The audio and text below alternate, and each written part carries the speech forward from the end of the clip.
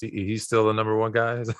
Honestly, I would love to know. I would love to know how Saquon's coming along and how you think for everybody tuning in and Love to everything. know how. Oh, for everybody tuning in and everything. This is Mr. McGahy here. He coaches for the New York Giants, a special teams coach. And I would like to ask you how do you feel as if Saquon is coming along? Oh, he's doing fine. He's on schedule and doing what he's supposed to do every day. Busting his tail. He's in there every single day working out, lifting and rehabbing, and he's moving right along where he's supposed to be. Good, good. I'm glad to hear that. I love Saquon Barkley. That's like one of my guys, even though I am an Eagles fan. So, That's big praise coming from an Eagles fan. Yeah, there's a bit of beef that's gonna be happening here tonight, but I'm gonna try to not let that get in between us. I feel you. Ron, what's good with you? What's going on, Dub? How you guys doing today? Great. Trent, my boy, move your hand. I see you got some gear on, man. Talk to us. Yeah. What's good, though? What's good? Just chilling, my guy. How you living? I'm good. Okay, finals coming up soon? Yep. Yeah. You ready for that? Yeah. Because we can go ahead and black that screen out. we would love to have you, but some things are more important than others. True. I'm good. Okay. Trent is a grinder, bro. Trent is a grinder. I be seeing his Instagram videos and stuff. Trent is a grinder, bro. Like I'm so happy to see things like that, bro. Trent, you keep working hard, brother. Appreciate it. Yes, sir. Yo, Coach, would you like to introduce yourself to the people? Yeah. My name is Thomas McGahy. I'm the special teams coordinator with the New York Giants. This is my 25th year of coaching, and going into my 16th season in the National Football League. So happy to be here tonight. Kind of chop it up with you guys, have a little fun. So. Yeah, okay. Where were you coaching prior to this? And you want to just kind of let us know your background and stuff like that, and even a little bit about your playing days too. Well, I played at the University of Houston. I was there from 91 to 95. Fruit doesn't fall far from the tree, huh? What position? I went there as a wide receiver and long snapper, and I was changed after my freshman year to defense. We had a bunch of guys get hurt and get in trouble, so they moved me from offense to defense, and I played safety my whole time I was there at the University of Houston. I also ran track. I was a hurdler and a long jumper, and ran track my first 2 years and decided to, stop having to drop 20 pounds every off season to run track. So, but I did that. Played in the league a couple years, practice squad with the Eagles. Was picked up by Cincinnati Bengals first, got cut, was picked up on practice squad with the Eagles, was there in 96 on the practice squad, played in NFL Europe with the Barcelona Dragons. Oh, that's cool. Won the World Bowl that year, and was actually the 96 year. I was rookies with the Hall of Famer Brian Dawkins. Nice. And played for Hall of Fame coach Emmett Thomas and Ray Rhodes, who had 5 Super Bowl rings as an assistant coach. Played NFL Europe, played a little arena football, was a graduate assistant at the University of Houston, was there for a year, and was a high school coach for 3 years, where I coached 2 state championship basketball teams. I coached TJ Ford, Daniel Ewing. Oh, okay.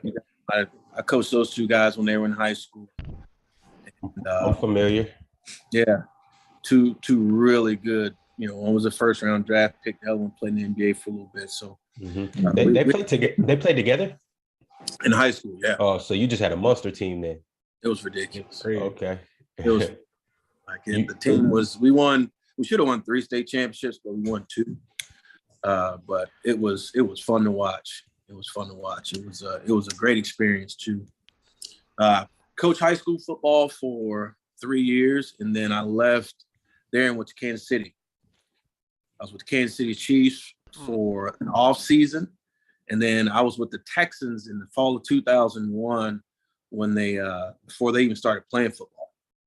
And then left there, went to NFL Europe, coached in NFL Europe, Scottish Claymore's 2002, fall 2002, went back to the Chiefs. I was with the Chiefs when he was born. And then coached the University of Houston 03, 04, coached the Broncos 05, 06. Went to the Giants 07 through 10. 11, 12, 13. Was at LSU.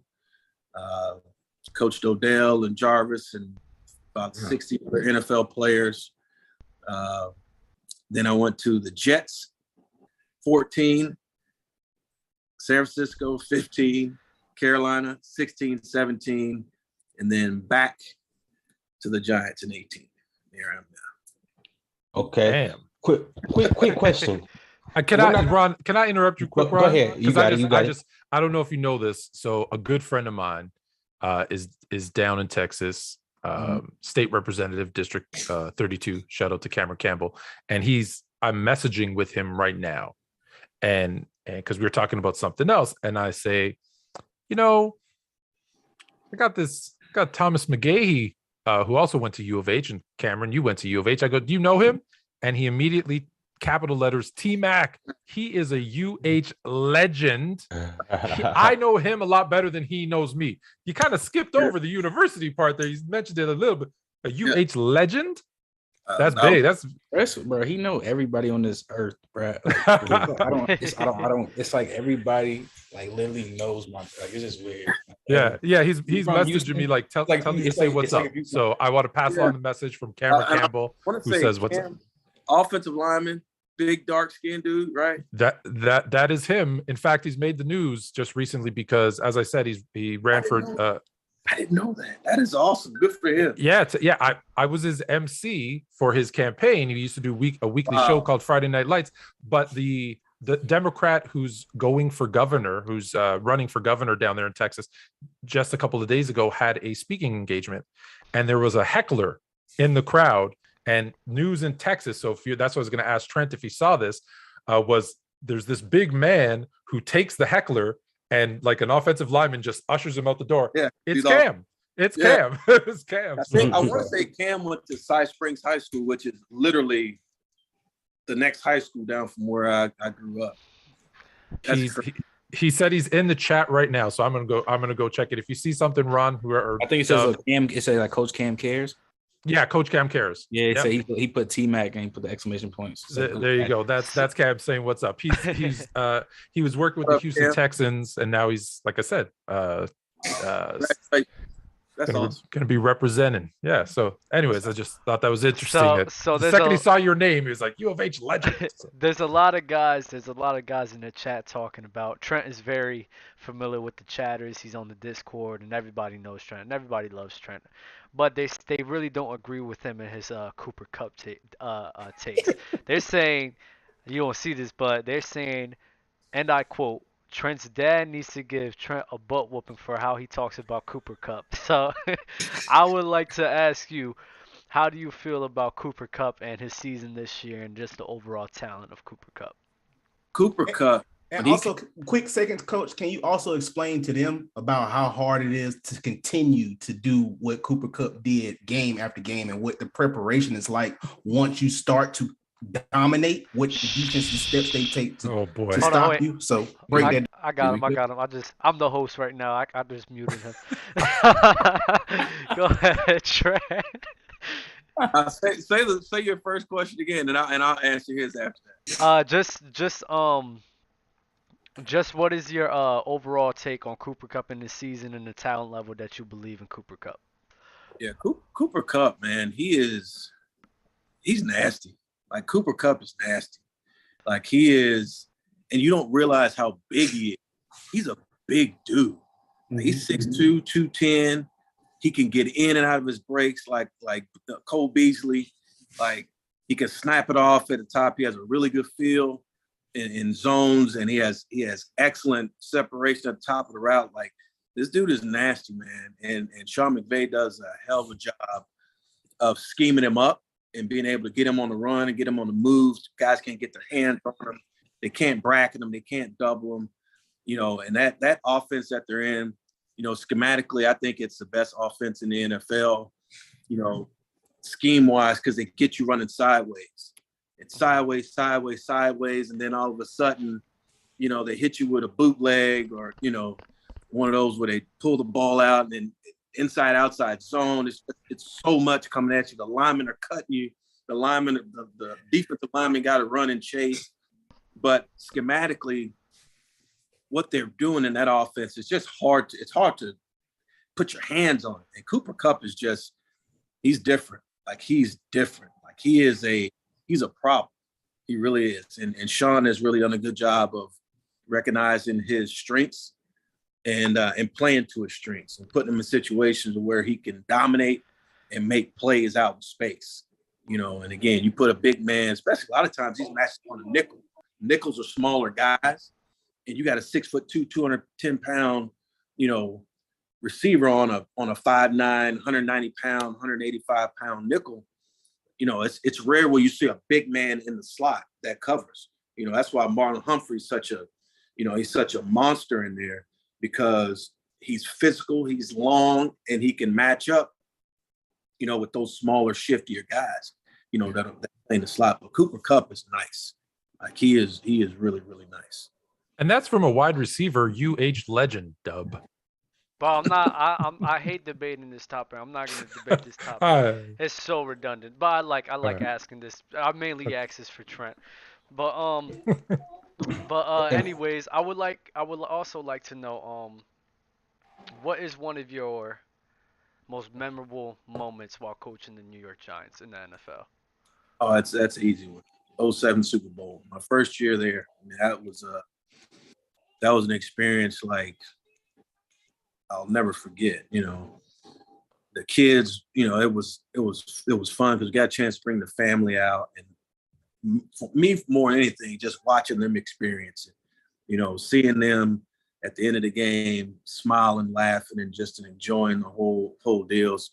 Especially, you know, Trent was a baby, so he was just kind of running around and you know, kind of he knew what was going on, but he was just happy to be, you know, where his brother and sister and mom and Nana was. So he enjoyed it. It was fun. It was to beat those guys the way we beat them and in the fashion that we beat them. Playing them the last game of the year where they celebrated on our home field, going 16-0, and being able to meet them again in the Super Bowl and slay the dragon. You know, it's a once in a lifetime experience, and one that you'll never forget because of not only where you were and what you did, it's who you did it against. And you know, obviously that guy on the other side will go down in history having 7 of them. So yeah, he didn't have. It's still going. Still going. Still go. I was gonna say, you know, as great. Listen, that's amazing. But I will tell you, you guys did upset me a little bit because I'm so tired of watching those 72 Dolphins popping champagne every time a team loses. Hey. And yeah, you did what you had to do, but someone's got to break that for me. Happen. They might be dead by the time it all happens. Yeah, it might be. Ben, what was your question again? He answered it. He told me. No, he answered it. He answered it. I know you wasn't listening, but Coach McGahy. Okay. We were and that's who this is who I'm up here for, because I got a degree for is in physical education with an emphasis on coaching too. I don't know. I still had an itch to play. I played a little arena football as well for the Indiana Blue Bombers. But I feel like when it's time to coach, that you got to be in full mentor mode. And sometimes I still like get a little fire, you know, to sometimes go out there, especially when I train some of these kids for their pro day. Some of my little homies, they come over here and train with me. So that's just, you know, good hearing some of them stories from you. One question I would have, from coaching high school to the pros, what was some of the challenges versus high school and the pros? You know, I think with anything in coaching, period, it's relationships. You know, when you've been on that level before, because I didn't play for a long time, but I was there long enough to know how it operates.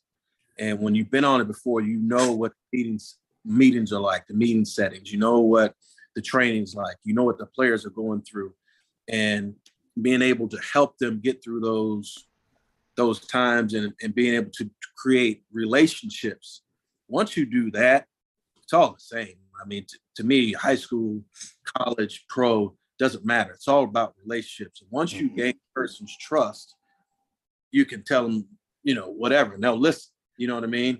You're just to know what the hell you're talking about. You know what I mean? So that will determine how far, you know, you go in the business. But it's just, it's relationships. It's gaining trust, and it's relationships with the players, and be able to give them information that they can use. You know what I mean? On a daily basis. That's your job as a coach. Your job is to give them information they can use. So if you're not giving them information they can use, you're just giving them useless information. And then they'll just do this. Boop. They just tune you out. It's like, I don't listen to that dude. That dude knows what the hell he's talking about. And you know what I'm saying? So yes, sir. You always just want to be able to have information that you can share with them, whether it has to be with football, whether it be how you handle yourself in the meeting room, how you handle yourself outside of the meeting room, how do you handle yourself on the field in a certain situation, what to look for, what, you know, formation tendencies, whatever it is, you know, just being able to give them information they can use. Thank you. Appreciate that, Coach. Yeah. Hey, Coach, to expand on that, I just recently had a son. Mm-hmm. I'm a basketball player. I used to play overseas. Been playing my whole life. I'm thinking into the future. I want to know, how hard is it to coach your son? You know what? Trent, you can take your headphones out if you want to. Trent was, first of all, I didn't get a chance to coach him a whole lot. His brother coached him a lot. Shout out, Trey. Because I work so much. Like, once you get to this level, the hours are so ridiculous. Yeah. You know, during the season, I'll probably see him on Thursday. Like Monday, Tuesday, Wednesday, they're asleep when I get home. They sleep when I leave. You know, so I might see him on Thursday night, and then Friday afternoon when I get home, and then Saturday if we're not traveling, and if he got a game in the morning, a lot of times I would miss his games because I had meetings in the morning. Mm-hmm. So it's hard. It's hard to, as a dad and as a coach, to be able to juggle that. But this kid's never been hard to coach. Like he's always listened to his brother. And the little times that I do have some time to go out, and whether it was in the driveway, playing basketball or whatever, or we get out in the field in the backyard and run some routes or do whatever, play catch or whatever the hell we're doing. Excuse me. He always listened. Like he was always fun. He was just trying to learn. Uh-huh. And a lot of times, it's like anything else. Your dad tells you something, it's like, oh, that's dad.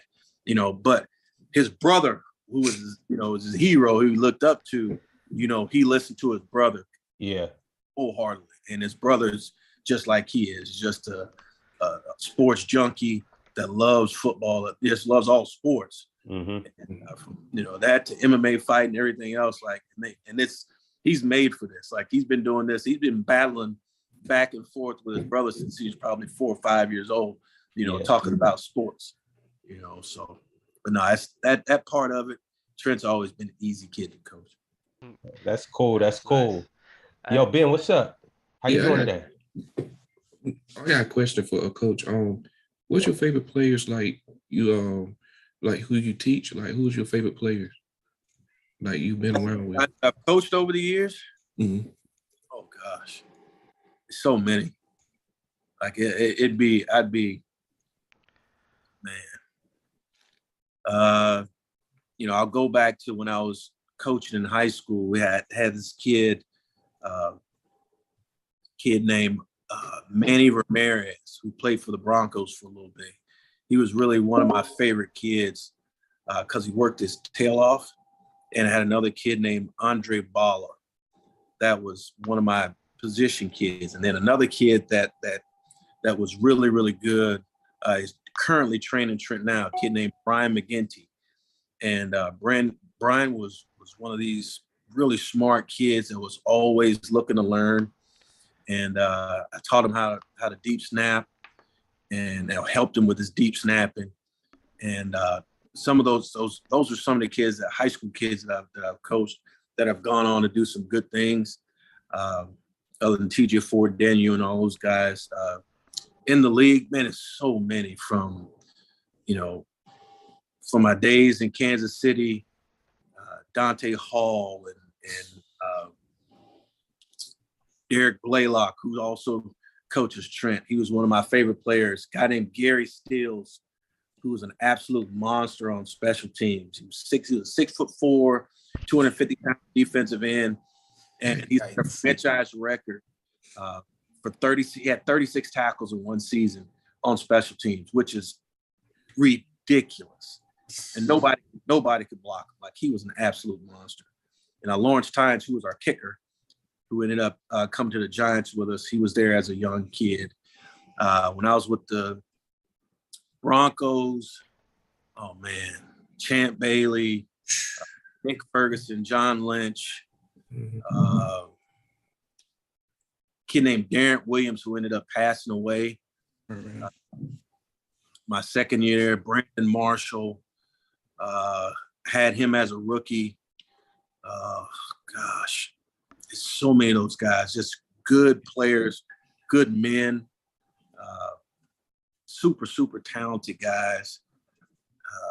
And I was with the Giants. I mean, I could go on forever with those dudes. I mean, from Shade, OC to, Tuck, and, Barry Cofield, and, Fred Robbins, and Corey Webster, Eli, Brandon Jacobs, Ma, just Plex, just all of my guys, man. It was, freaking David Deal, Kareem McKenzie. I mean, just all. So as a reminder, to everybody out there, your favorite podcast can never.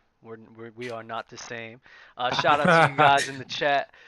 We got 30 people watching, but only 13 likes. We got to fix that real quick. Get them lights up. And listen, I know the doc that we have for today is like this long, but I know we went around the horn. We're all asking you questions, and I know we have a doc. And I'm sorry, Ron, but Cam's asking a question, and you guys don't know, when I'm in trouble, Cam bails me out. So when he says, "Can you ask him a question?" I have to ask the question. So obviously he's a UH alum.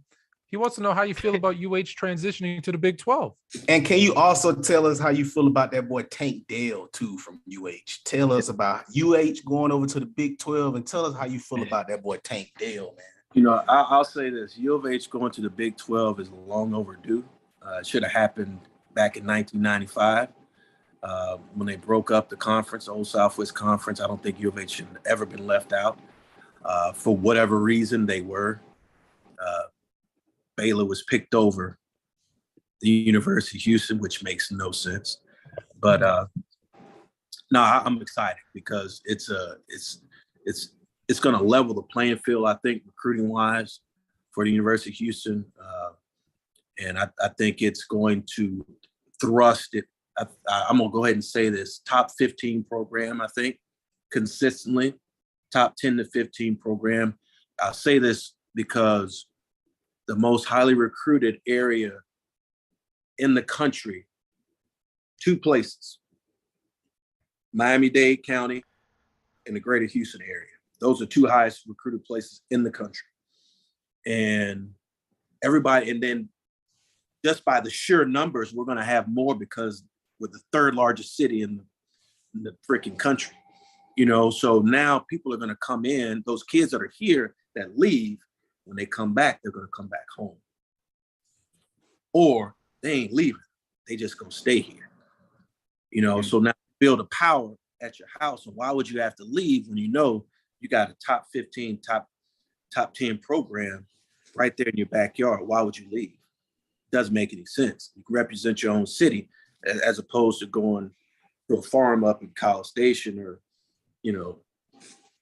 that place over in the middle of Central Texas, stay right at home.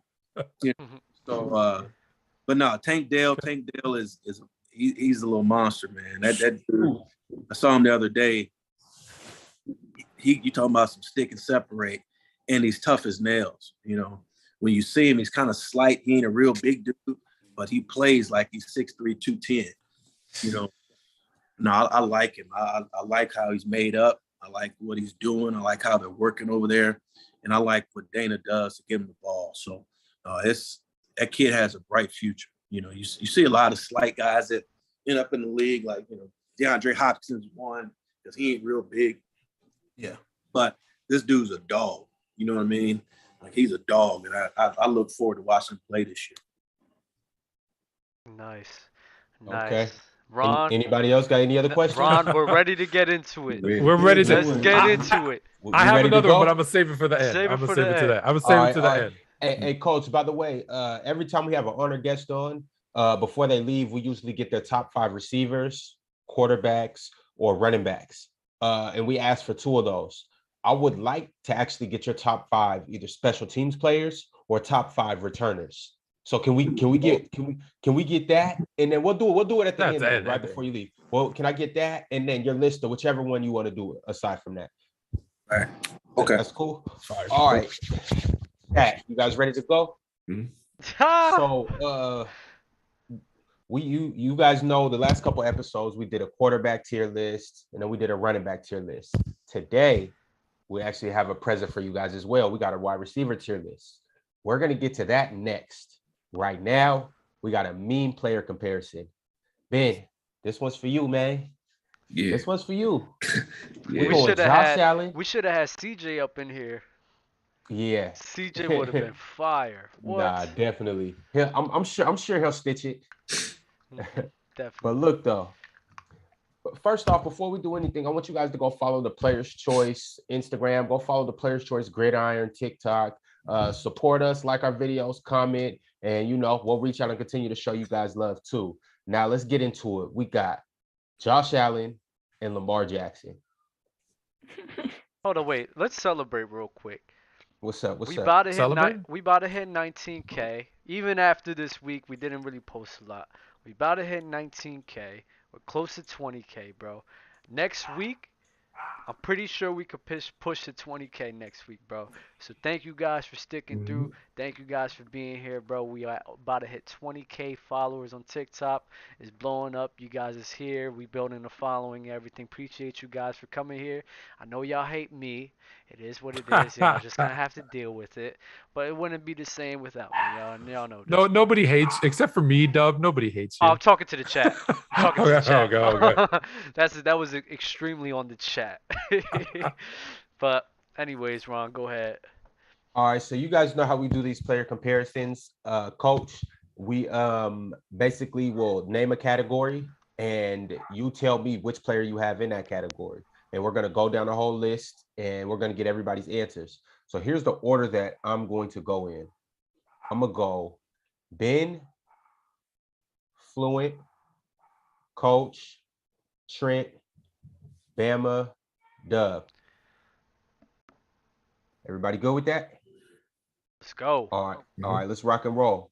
Our first category, we have accuracy. Lamar Jackson versus Josh Allen, accuracy. Ben. Josh Allen. Fluent.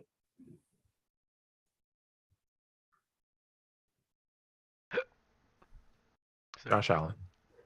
Coach. I think I might have to go Lamar Jackson. Trent. Lamar. Dub. Wow.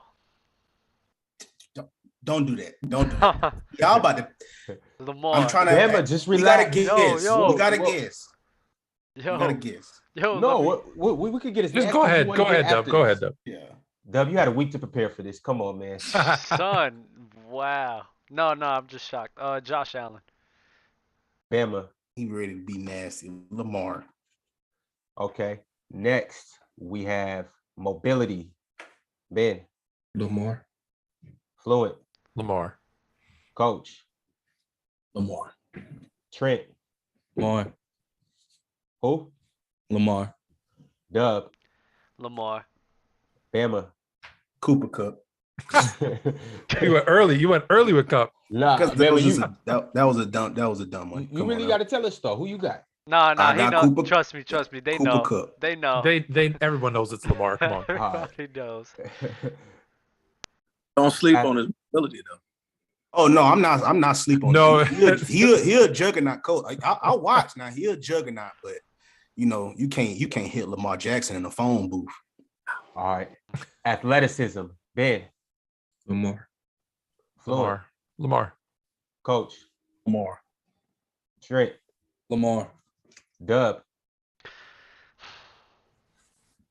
I'm thinking about all factors, so I'm also counting in strength and power. But I'm gonna stick with Lamar. Okay. Bama. LJ. Okay, we have the order now. Everybody knows who's in front of who's behind who. Let's run through these. All right, next we got arm strength.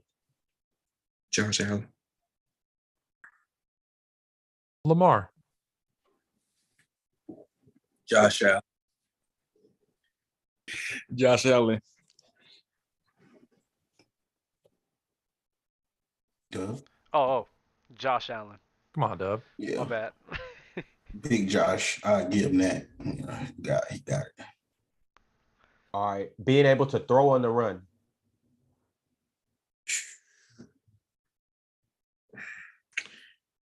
I'm gonna give it to Josh Allen. It's tough though. Can I say both? It's I'll tough. go. I'll go with Lamar to mix it up. Lamar's always thrown on the run. Actually, both of them. Yeah. Has he ever thrown out of the pocket? That's maybe the better question. Oh, you picked Lamar, coach? Yeah, I picked Lamar. Gotcha. I'll go Josh Allen. Lamar. Lamar. Pocket presence. Josh Allen. Josh Allen.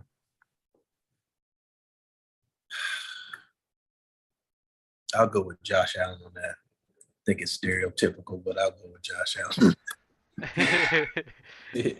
Yeah, I mean, Josh Allen. It's pretty close, but Josh Allen. It's close. Yes. I just feel like he's closest because they're not utilizing him the proper way. But yeah, we'll just go Josh Allen. I just No, but play no, calls Bama, is you're everything. right. But Play yeah, calls is It's you're everything. almost not. It's like almost not Greg his fault. Greg Roman worked over there in San Francisco with But Colin you're right. Kaepernick, You're where right they with ran Bama. that option, multiple tight ends You're out right. there. Lamar Jackson over there at Louisiana, they ran more of a spread. I just feel like, it's just not fair to him. From the quick game to everything they do is like just not fair. But we to him. got a lot going for Lamar already, so I mean we could shoot Josh Allen some bail. I mean, well, it's not about shooting somebody some bail or giving somebody the upper hand just because of He's the flat out best yeah. guy. Yeah, Uh-huh. it won't be close if they utilize the best athlete on their team and they cater to him.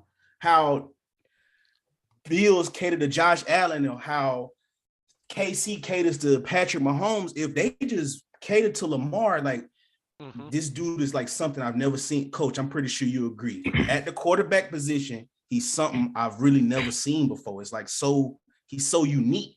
And it's just like you see that offense, and I'm just watching. It's like I'm waiting.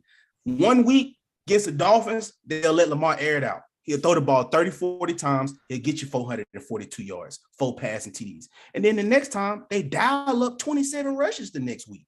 It's just like, I don't understand. It's so inconsistent. And I just feel like I want to see him in an offense that's more so catered to his passing game, more so than his legs. That's just I think the older like Lamar gets, the more experience he gets, the more you'll see that from him. And then all you guys will see is arm strength. And that's Everybody picking Josh Allen. Arm strength is ridiculous. Like all you gotta do is go back and go watch him the year he won the Heisman Trophy. Like the dude can spin it. And to me, there's a lot of factors that goes into daily to weekly game planning. It could be from the injuries that the other team might have. If they have a lot of defensive linemen that might be hurt that week, maybe their main run stopper's not there. It's like, you know what? We're going to run this ball down their throat. And then, try and hit them with the play action pass. Or if their guys are all fresh and they might have a pass rusher down, it's like, you know what? Let's air this thing out. So it's all based upon situations and who's going to be available, who's not available, who you have available as an offense, who they have available as a defense. So you got to be able to counterbalance those things that are happening, so you can maximize your output on game day. Yes, sir. All right, our next category, we have throwing under pressure.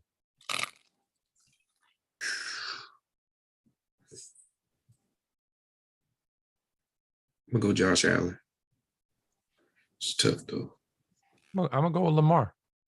Yeah, I'm gonna go with Lamar too on that. It's hard. I'll go to Josh. I don't know. I guess. I'm going Lamar. I swear I see him all the time under pressure. They're always, Yeah, It's exactly. It's like every single time he's I might walk that back later. it's too late. I got it. Back later. Bama. Yeah, I said Lamar. Oh, you said? Oh. Yeah. All right, next, decision making. Josh Allen. I feel like I'm answering this way because I haven't seen Lamar in a year, but I'll say Josh Allen.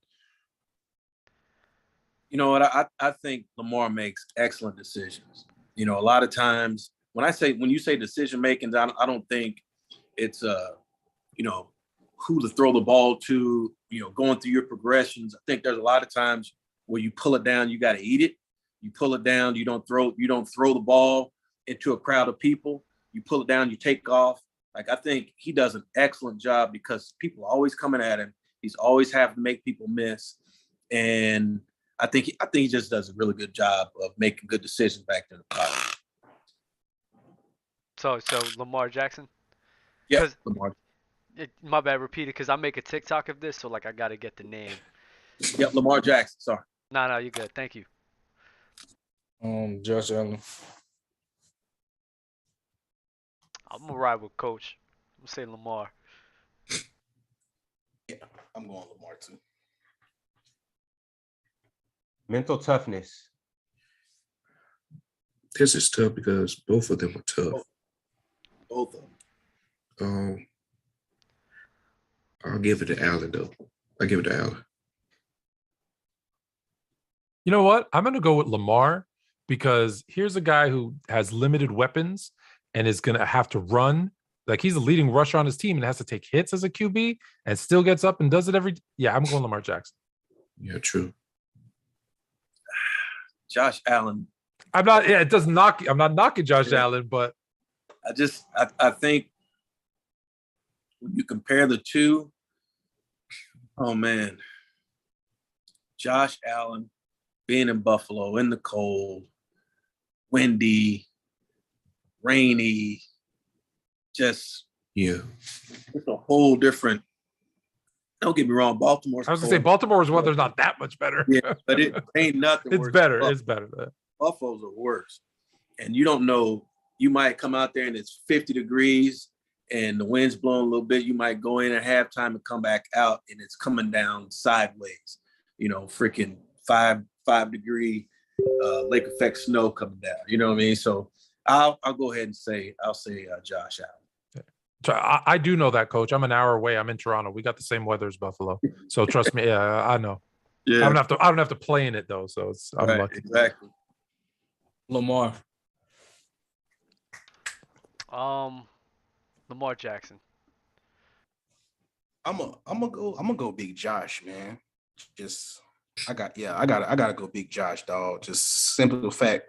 I feel like, especially because of last year, I feel like they just ran the ball just to try to keep it, but they didn't commit to it. So being in his situation, knowing that you're going to always have to pass that ball up out of any situation your team finds itself in, that's a lot of pressure. And to what the coach said, it's going to be cold, that wind, all of that. Like, I got to go. Yeah, it's close, but I'll go Josh Allen. Our next category, we got weapons. Weapons?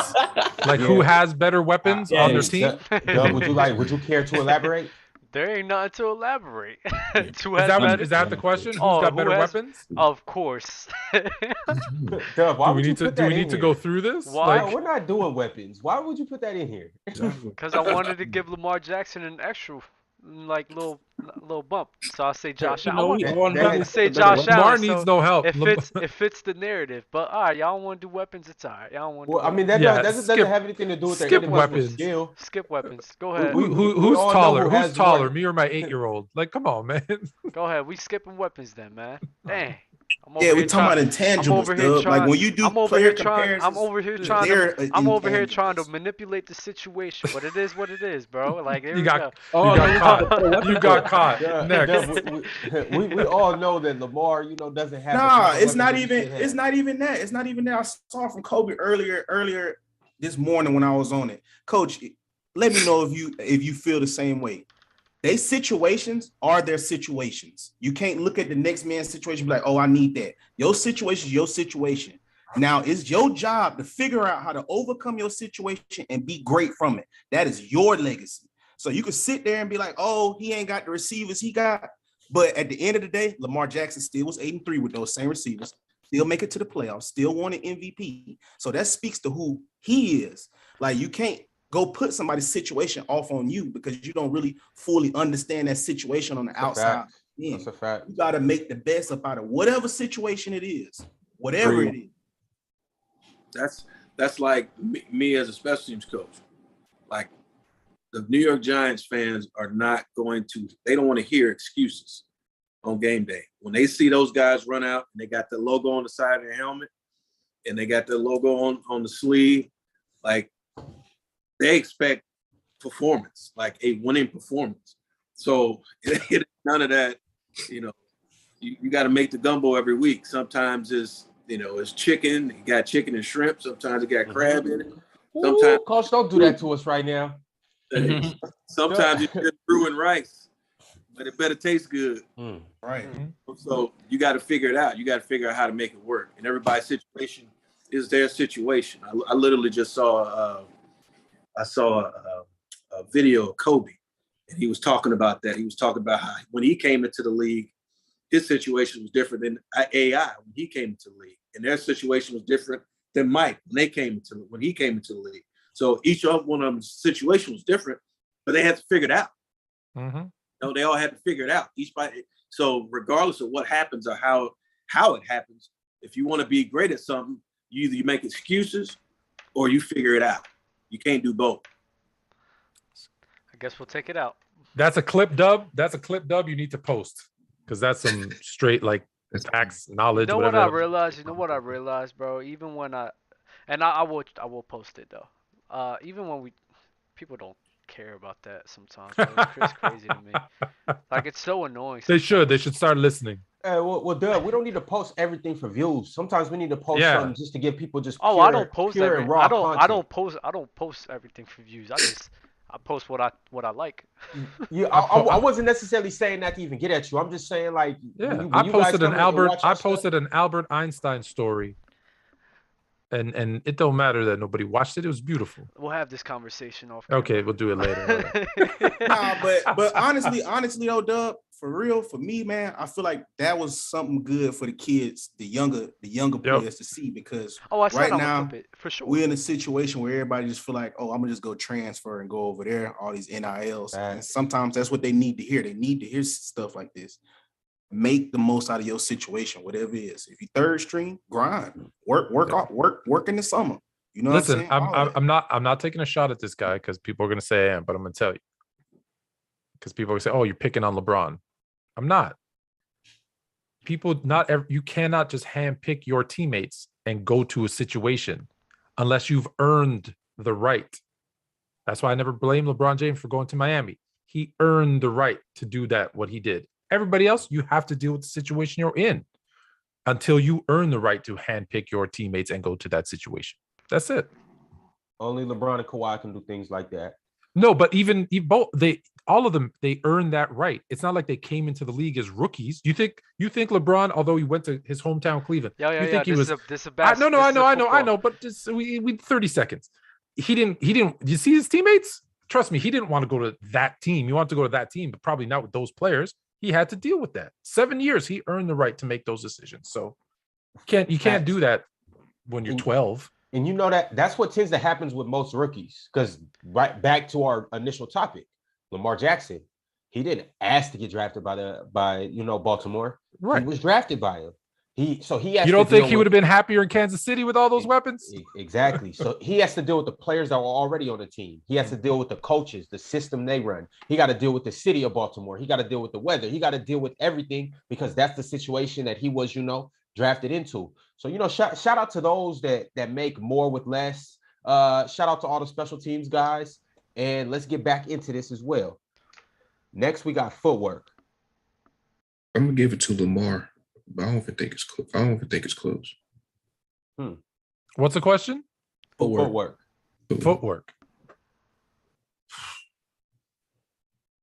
Yeah, I'll give it to Lamar. Like if we're talking, like how we talking? Yeah, like throwing mechanics footwork or like getting out into the pocket. And I can't. I'll go Josh Allen. Yeah, if it's throwing mechanics, it's Josh Allen. I thought y'all talking about like juking and all that. No, it might be throwing mechanics. Throwing mechanics. You talking about throwing mechanics or footwork? Wait. Footwork in the pocket. Yeah. Footwork in the pocket. Oh, Josh Allen. I don't know how you cannot say it's footwork is footwork. Like right. You put Lamar Jackson out in space against anybody, or even footwork.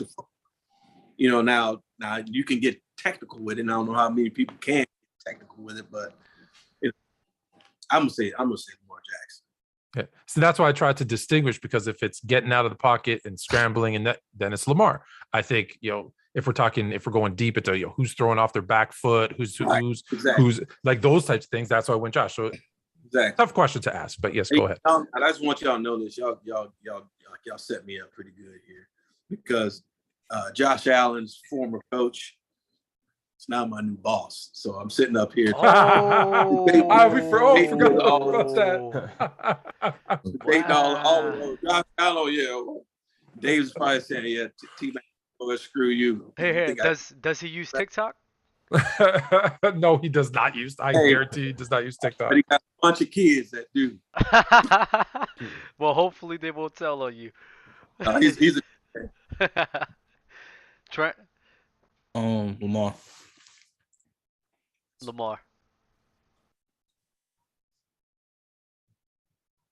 Man, you muted. Or you just gotta say louder. I should be muted. Lamar. No, you're good now. Yeah, Lamar. Okay, cool. Impact. Lamar, take him off the Ravens, bro. Not gonna lie. On team. See what happened last year. 8-3 out of the playoffs. Exactly. I'm gonna go with Lamar because Coach did such a great job last year with the Bills. I think he could have done that even with a different quarterback. There you go, Coach. I'll say this because of Josh and who he is as a quarterback and how they've personnel the team. I think he's making so much money. If they lose him, they won't be able to function, I don't think, anywhere close to the level that they are now. But when you look at Baltimore's quarterbacks, their backups, they're all the same. Like, they're all similar. Oh, so that's a good point. They can function. So when you look at Josh Allen's backup, Josh Allen is so dynamic and different in who he is. Like, Josh Allen's, the white Cam Newton. You know what I mean? So he's big, he's strong. He is a monster to deal with. It takes 4 or 5 guys to get him on the ground, So, but when you look at, you got Jason Hundley and some of those guys that are behind Lamar Jackson, like those guys have a very similar skill set, and Baltimore does an excellent job of personnel in it, because you don't have to wholesale your whole offense because you lose your franchise quarterback. You want somebody somewhat similar skill set, so you can have some continuity with your offense. Does that make sense? Yeah, we've seen that a couple times this year, actually, with with Lamar's injuries and whatnot. Yeah. Hey, don't you sleep on my guy Mitch Trubisky.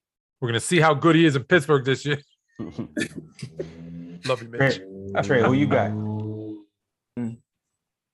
It's hard. I mean, I think they both franchise QB, so whoever you can take them all, both can be traumatic. I'm gonna say Lamar though. Lamar. Yeah, I'll go Lamar. Wow. Okay. IQ. Oh, IQ. Josh Allen. I don't know. Can I say I don't know? Nah, you gotta pick one. I'm not sure either. If it makes you feel better. Like, they're professional quarterbacks, man. I'll go with Lamar. I know when Josh came out, Josh had an issue with his completion percentage in college. Like, his completion percentage was low. And I don't know if that's from a processing situation. And I do know that Lamar Jackson's football IQ is high. And I'm not saying that Josh Allen's football IQ is not high. But when you look at, and I'm going back to college, because I bet if you go back and look at their completion percentages now, and you look how schematically the kind of offense they're in, get good, easy throws and, get the ball out of their hands. I'm sure both of their percentages are up. I just know Lamar's, and when it was in college, his completion percentage was like maybe 64%, 63%, if I'm not correct. And Josh Allen was like 49%. I do remember being like slightly below 50%. So I'm gonna go with Lamar on that. Yeah, I'm gonna go Lamar. Lamar. Yeah, I'm gonna go Lamar. Playoffs. Josh Allen.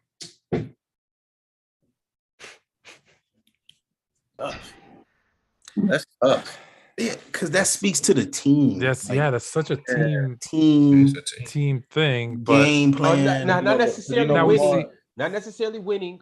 Who performs better in our limited time in the playoffs? Who do you see that really may elevate their game or kind of seem like they're not performing to the level that they should perform to? And yeah, it is team, but you can still narrow in on a player individually. All right. I think it's team, but I'll go Josh Allen because I didn't see Lamar Jackson because he was hurt this year. So I'll just go. I'll give you some of that old recency bias and take Josh Allen. Didn't they go to the AFC Championship? I mean, AFC Championship game. No, right, but the round before it. Division. It was the division game. Yeah, the division. I thought. They played the Bengals in the AFC Championship. Yeah. No, not this year. No, he's talking about the Baltimore 2 years ago. Yeah, 2 years ago, right? Oh, Baltimore, yeah. They lost. You talking about the 14-2 year or the year they lost to the Chargers or the Colts?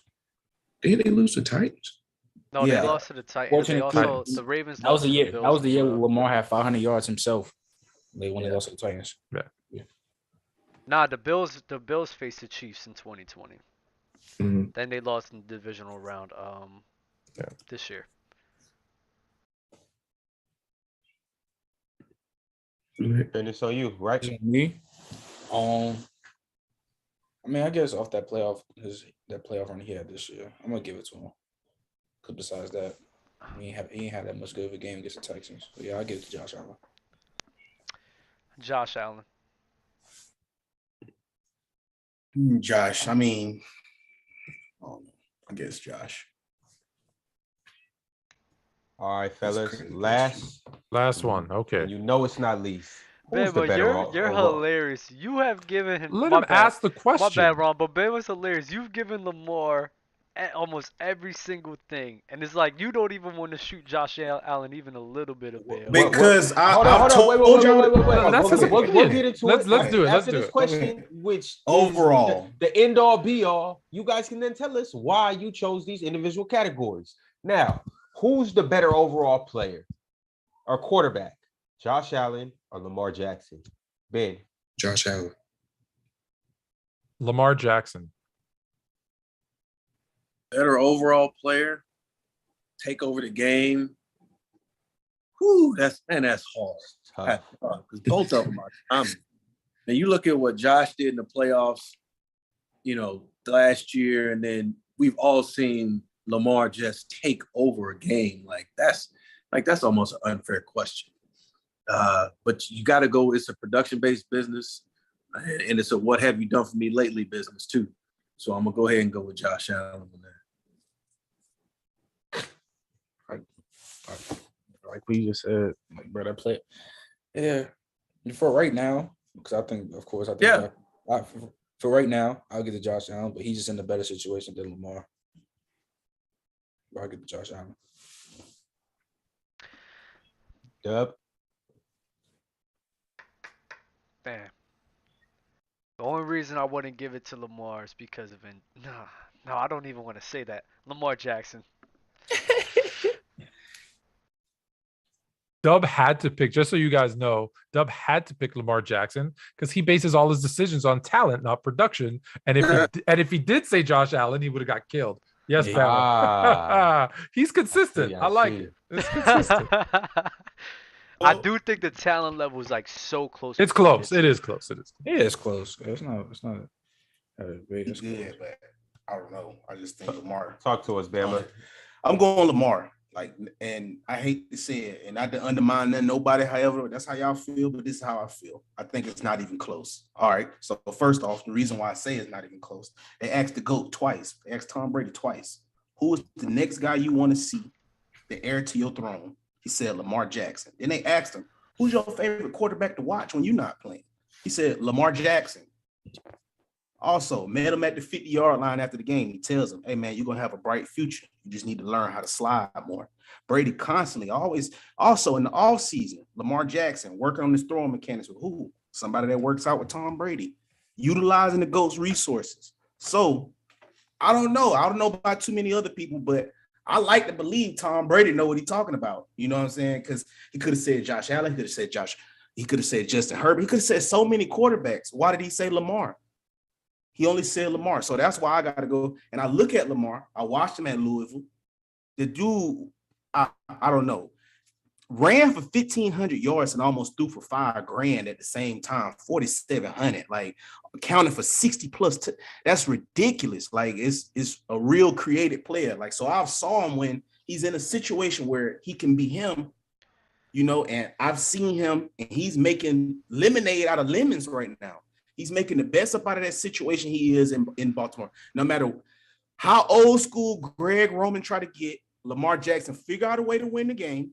He figured out a way to get them boys in contention for playoffs. He just figured out how to get the job. Not saying that Josh Allen is the juggernaut. I've seen that dude jump over DBs, truck linebackers, and then throw the ball 75 yards. That is freakish. That's scary. But I think Lamar is so high up there. The next drop-off is not bad. I'm not saying that those guys are bad. I'm just saying I just think Lamar is just something I've never seen before, and he continues to show me that it looks like he's getting better every year. That's scary. Has anybody ever done that in the history of college football? Rush for 1,500 and throw for 4,700. Even when he did his MVP year. I don't think so. Is anybody? He's ridiculous. Even when he did, those are video game numbers. Even when he did MVP Road to Glory. He was playing Road to Glory. And he had 30. He had 36. But I wouldn't just listen to Tom Brady though. I agree with you, it's Lamar, but don't listen. Tom Brady said he was retiring too. He changed his mind. You never know. He might change his mind. I would say to answer Fluent what he said, I think the talent level between Josh Allen and Lamar, in my opinion, is very close. So I would never have this debate with somebody. I wouldn't. I don't care who you would pick. But I just think those guys, it's when my list, it's 1 and 2. Those guys are literally right next to each other. I don't have a problem with somebody saying he's better than Josh Allen, Josh Allen better than Lamar. It's just the Lamar slander and the Lamar hate that he gets. I think, but you know why? It's because he was hurt. No one saw him play for a big chunk of this year. I've heard. Okay, when he did the MVP, he had 36 passing yards, 1,200 rushing. Nobody's ever done it before.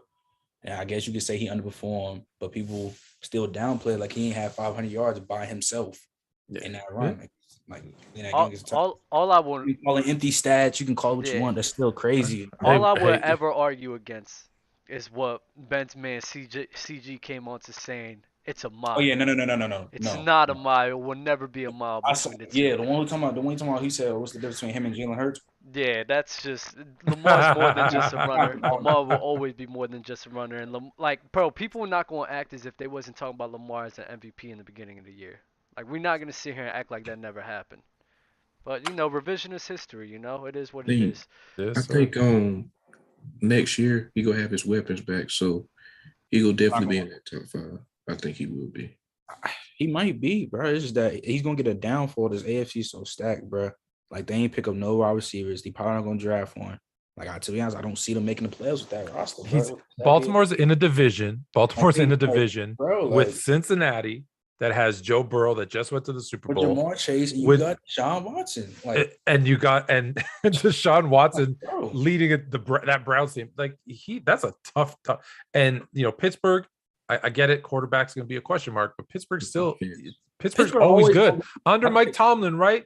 Yeah, they've never been negative. They're never going to. They're going to be over 500. They're going to be a good team too. I hear what y'all saying with the name dropping, but at the end of the day, they still got to line up in between them white lines. I'm just saying it's going to be tough because it's a tough division. The Jets still beat top teams last year, and the Jets was a low-ranked team. Yep. The Lions also beat teams as well. So did the still got to Jags. line up you still got to line up and go out there and play. That division has always been a tough division. It's always been a physical Black Air Force energy division since the beginning of the time. So the AFC is always that AFC North has always been what it was. That's what it's always been. You go back to the days with Sugar Ray and them and Ryan Clark and Palomalu and all them boys over there. That was a tough division then. It was the same thing. You go back to Cincinnati with Chad Ultra, it was still tough back then. It was still the same way. So nothing has really changed, but Cleveland is the only thing that's really changed. Cleveland has came into the mix in that division. And like I say, I don't know if they fully in the mix this next year because we don't know fully what's happening with Deshaun Watson's going to be suspended for a period of time. So we got to kind of counter that. Bengals, Lamar. I don't know. Like I said, I think Rashad Bateman takes that next step. Big outside vertical threat, run 4-3. Also, Hollywood. Now, if Rashad Bateman can be a number 1, Hollywood can be a number 2, and he is a dynamic number 2. Don't sleep on Lamar loves him for a reason. And then let's talk about their lead receiver, Andrews. Like, don't sleep on him now 1 second. And then the guy who y'all said y'all don't care about, J.K. Dobbins returns 134 carries, 103 yards. That comes back next year. Don't forget that. I think the winner of that division, the winner of the AFC North, I think it's going to come down to special teams, Coach. Don't you think? We sleep on special teams, Coach. Why? Fluent. We do. We sleep on special Don't teams. y'all kill Aaron Rodgers? Now y'all bringing up special teams? Coach, I'm sorry. Fluent's being. I'm being real. No, I'm being real. He's right though, but Fluent's being a little bit nasty because I've never heard him bring up special teams this whole entire time. I talk about Devin Hester all the time. Hold up. Let him get it off. Yeah, sorry, Coach. The division will always come down to how it's being impacted on special teams. Because when you look at, the number 1 special teams unit in the league was last year? Anybody know who it was? I'm going to guess it's the Rams. Jeez. Rams? No. Bengals? No. In that division. Oh, in that Steelers?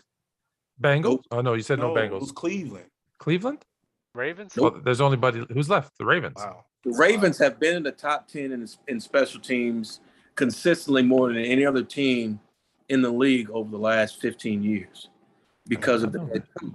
They got a special teams head coach. Right. So, and then Darren Simmons, who's been the mainstay on that staff with the Cincinnati Bengals, he's been there for almost 20 years now, right? He's the assistant head coach there. So when you look at that division and with Mike Prefer being there in Cleveland, who's another veteran special teams coach, and all the way through, Danny Smith, who was my special teams coach. Danny Smith's been in the National Football League for almost 30 years now, So it always comes down to it's cold, it's windy, and you're playing in the Northeast or in the Midwest and the Northeast. You know what I mean? So always going to come down to that. It's going to affect it somehow, some way. And the teams that are always in the playoffs, right there in it, they're always in the top 15, top 10. and special teams, you know. So it's part of it. A lot of people don't know that because they don't pay attention to it, but you have to be able to affect field position, vertical field position consistently, whether it be kicking, punting, and return game. You got to be able to affect it. And just for the record, Dub, I've multiple times said, yo, Fluent, we need to hold on. I'm not capping. Hold on. Everyone will back me up on this. Multiple times I've said, especially when we're talking about overtime, I said, we keep talking about all three phases of the game. Offense, defense, and special teams are equal, and yet we don't act that way, and we should. Yeah. Fluent, I've said that. You know that I've said that. Fluent, you said I've also that said a guy like Devin Hester. Remember, I said my Bears were carried to a Super Bowl on the back of a defense and a return man. Absolutely. I've said that multiple times. So don't say I didn't say nothing. I've never heard you cape. I've never heard you cape for special teams ever in my life. Well, now you have. What better time than now? Now you have. Because at the end of the show, we're gonna talk about guys like Devin Hester and Steve Tasker and guys that should be in the hall that don't get any love when they freaking affect the game more than most people know. But anyways, okay, I'll stop. We could go on. Yo, Coach, so I got a question for you. Yeah. What's your time looking like? I was about to say, because my day comes early, like real early. Mm-hmm. So what I'll do now is, I know you guys asked for my return list and the special teams guys, and then I had quarterbacks and running backs. Yeah, Dan, let me hear this. I never heard yours. You haven't heard this before either? You gonna go quarterbacks, running backs, and special teams? Yeah. All right, cool. All right, so let's start with quarterbacks. All right, the guy that played New England, I ain't gonna say his name, but that guy, right? I'm gonna go ahead. I'm gonna say that one. Peyton Manning 2, Joe Montana 3. This is hard right here. Brett Favre 4. I try to tell y'all, man. What I try to tell y'all? Yo, right. Hey, y'all. Brett Favre 4. And number 5. This is fluid because the guy that's 6 for me is still playing. 5 is Elway because of what he did and how he did it. And he was doing it, he was slinging it in his era way more frequently than the average. Yards per attempt, you look at his yards per attempt, it was pretty good. And, you know, that's a 5, and then Rodgers would be right underneath it. And I love Dan Marino. I think as far as quarterbacking and playing the position, man, I don't know if there's anybody really other than Tom Brady that played it better than Dan Marino. Mm-hmm. But at the end of the day, you're gonna be judged off of production. And if you have all of those numbers and you don't have the wins to go along, I'm talking about the big wins to go, you know, he doesn't have the drive like John Elway has. He doesn't have, you know what I mean? Like, yeah, okay, you got Clayton Duper that had a bunch of yards, right? Tony Nathan, you know, a bunch of yards, right? But where's the ring? That wasn't Dan Marino's fault. The Dolphins failed him. The Dolphins failed him, bro. And they might have, but Tom Brady was in certain positions. Peyton Manning was in certain positions. For sure. Gotta find a way. Now, Joe Montana had a great defense, so don't get me wrong, but he also had a great coach. Brett Favre, it wasn't like that. The defense was really good, you know, with what's my man's name? Oh gosh, Fritz Shermer, right? When they won his first Super Bowl, but. So why is Favre up there but Dan Marino not? Super Bowl. Oh yeah, he did win a chip. Sorry. Yeah, you're champ. Apologize. You can't get to the top 5. You ain't a champ. Apologize. I forgot about Okay. that. Yeah, he got a bunch of yards, but so does Warren Moon. He got a bunch of yards. Mhm. And I think truth be told, I think Warren Moon is a way better quarterback than Marino. I have Warren Moon at 5. I have Warren Moon at 5. Coach, I appreciate you coming up here, Coach. You put Warren Moon coming out of college in 1978 in the National Football League. He holds all the records. Yep. Records. All of them. Correct. They said You don't go to the freaking Canadian Football League and win 5 freaking Grey Cups in a row or 6 or whatever the dumb number was. You know what I mean? Like, that's crazy. As a rookie, you come in and just completely dominate the league. You know what that means? You shouldn't have been in that league. Yep. And especially a league that don't forget, it's different rules. It's different, right? It's a different playing. The playing, a field is different. Everything is different. And he just goes in and dominates. That's what I'm saying. All right. So I'm going to go to running backs now. All right. My number one running back all time. I'm a Chicago kid. Grew up on the South Side. Sweetness. Okay. My man. Thank you, sir. Thank you. Right. So number two, Jim Brown, because the way he had to do it and the way he did it, right? He rushed for, they had like 13 games back then, 12 games, 12 games. 1,800 and 1,500. Like stupid. And he was getting kicked and kneed and elbowed and everything else, cleated. Like he that was a whole, like, half the cats that played the game in the 70s and 80s couldn't have been able to do it what he did in the 50s and 60s. Barry Sanders, 3 for me. It speaks for itself. Mm-hmm. Barry's he was special. Now, this is where it kind of gets tricky. Emmitt Smith, because because of the pure production, right? I know he had one of the greatest O-lines in the history of O-lines. It's kind of like, it's just what he did at that time when that team went from 1-15 and they acquired guy piece by piece. And then all of a sudden he just became I think the synergy and the momentum they created as a unit was special. Now, did he have the talent of Eric Dickerson? No. No way. If they line up and they ran in 100 meters, Eric would blow them out of the water, right? But I think you can't discredit what he did as a running back and how he played hurt. The Giants game in the Meadowlands with the separated shoulder, running with one arm, like those things are so vivid to me in my memory of watching him play that game on a Sunday afternoon. I'll never forget it. He was just a monster, that way.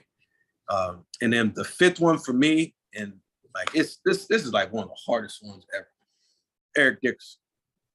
Like Eric Dickerson, 6'3", 220 pounds, and runs 4.3, low 4.3. And he got out in the open, and you never saw anybody run him down. Darryl Green one time came out of nowhere, but he ran everybody down, right? So Eric Dickerson was the biggest, smoothest, he was just different, the Jerry curl with the goggles, long towel, with the robo face mask. Like, he's the one that's popular. Nobody was wearing that. Eric Dickerson was the only guy in the league because he had the rec specs and he had to be able to see. So they created that thing so he could, see. For me, ED's a man. Plus, he's a Texas guy too from Sealy. So no, there you go. I gotta go with him. All right. He doesn't get talked about enough, and he should. No, ED was a monster. Like when he was at SMU, like him and freaking Lance McGahy and Craig, what's the man's name? That was on ESPN. Oh, God, the Pony Express. Pony Express, but what the other running back, Craig James. Yeah. They were phenomenal. Like, they were phenomenal. Best team money could buy, but they were phenomenal. Right. So, but my returners, I got a list of returners. Devin Hester 1, obviously. Yes, sir. Dante Hall 2. Don't kick the ball to Dante Hall. Coach, and coach him in his breakout year. That was fun to watch. Had a front row seat. Third to me is Cordero Patterson. Oh wow, okay. Yeah. Cordero Patterson. I think because he was such a dominant kickoff returner, even though he didn't return punts, he just broke the record for the most kick returns, he broke the record last year for most kick returns in the history of the league. But he was, if you've ever seen Cordero, like, dude is 6'4", 200 pounds. He nice. Can run like the wind, and he is physical as all get out, you know. Mm-hmm. And then fourth is Josh Cribbs. Yeah. Ooh, Josh Cribbs was an absolute, and Josh Cribbs ran 4.6, just in case y'all didn't know. Right. So his time 40 speed, he's former quarterback. Yeah, quarterback. Yeah. He found a way out of Bowling Green. He found a way to get it done as a returner. You know, he figured it out. Yep. Don't always go by those 40 times, coach. You know that. Yeah. And then the last one for me is Mel Gray. Ooh, yeah, Mel Gray. Lions. Mel Gray, Lions, Oilers, Cardinals. Mel Gray was Devin Hester and Dante Hall before those guys existed. He held every record. You know, Brian Mitchell, that's in there too, like one of the best all-time punt returners in the history of the league. Gale Sayers, you know, all those guys that did it over the years. But the most dominant came, you know, over those last 15, 20 years with Devin and Dante and Cordero and Josh, and then Mel Gray is again another all-time favorite of mine, who played for my special teams coach's dad in Detroit, Frank Gans Sr. But he's one of my all-time favorites. Pac-Man Jones recently said he's better than Devin Hester. You know what? Pac-Man was a monster. Pac-Man was nice. Pac-Man was he was a problem. Just put it this way, Pac-Man, the year he got suspended for a year, right? He was hurt out. He comes back, and that year he comes back, he led the league in punt return and kickoff return in both categories. Now Pac-Man he's a problem, but you know he got contaminated early, like playing a lot of defense. Mm-hmm. That's what we call it, special teams coaches. We call it getting contaminated. Contaminated. And offensive defense, they don't want to play special teams anymore. They don't want to return kicks, right? So I think that's what screwed up his legacy. But when you look at like just pure talent, like Pac-Man, he top 3, 4 all the time, easy. Wow. Oh, okay. Easy. Like if he just would have did it every year, consistently over time, oh yeah, he would have broke off touch. Pac-Man, his first 3 years in the league was a problem. Like, if you kick the ball to Pac-Man, you had some issues. Like, you was going to have to deal with it. And he was an absolute dog. Like, the same way he played defense was the same way he returned kicks. He was violent. He was physical. He was quick. He was fast. And, you know, and he was going to try and do everything he could to get to the end zone. But Pac-Man was special. I just have one more thing, and I know you got to go, and I don't know if you have anything else, but I do want to ask because I personally, obviously, as you can probably tell, I'm a Bears fan from the big smile on my face when you said Devin Hester, when you said Walter Payton and such. But for the longest time, especially this year, it's hitting home because Devin Hester not making it to the Hall of Fame. Mm-hmm. And I already know the answer, but I want to hear your thoughts on it. Do you feel like the Hall of Fame in particular, I think fans in general, I think that's an easy one, but the Hall of Fame in general doesn't give enough love to the kickers, the punters, the returners that really do affect field position, the outcomes of games more so than most people realize? Yeah, I don't think so at all. To me, like there's no reason why, like, are you kidding me? Devin Hester was one of the most dominating players in the history of this league. And for him not to get in on the first ballot in the Hall of Fame, that would be insane. Like that makes no sense. It makes no sense. Why wouldn't he? If you completely dominated at the highest level you can possibly do it at, Why wouldn't you? You put a tackle in there. You put a guard in there. What's the difference between a guy returning a kick or kicking a punt in the ball, right? So if you recognize the guy is just dominant, completely dominant in his field, he played the game. Why wouldn't he get the same consideration? Okay, well, just take that part of the game out then. If you're not going to consider it, football is football. You know what I mean? Like, I'm with you. Like, okay, like Justin Tucker, if he doesn't go in on the first ballot, are you? Oh, that's crazy. Crazy. And he might not. He might not. The way they do it. It makes no sense, right? And especially the way Devin dominated. To me, Matthew Slater, he's a first ballot Hall of Famer. Like, it makes no sense. Oh, yeah. He dominated. Like, him and Steve Tasker should be those two. Those are no-brainers in the Hall of Fame. No-brainers. You know, but, you know, it is what it is. You know, it's one of those deals where you just gotta, they make the decisions.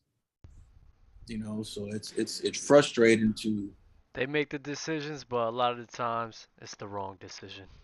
Oh, I agree. I completely agree. And obviously I'm biased, but you don't gotta be biased. You speaking facts. No, it's true. Biased. Listen. I had this conversation. I had this conversation 2 weeks ago with Woody Page, and he's still a Hall of Fame voter.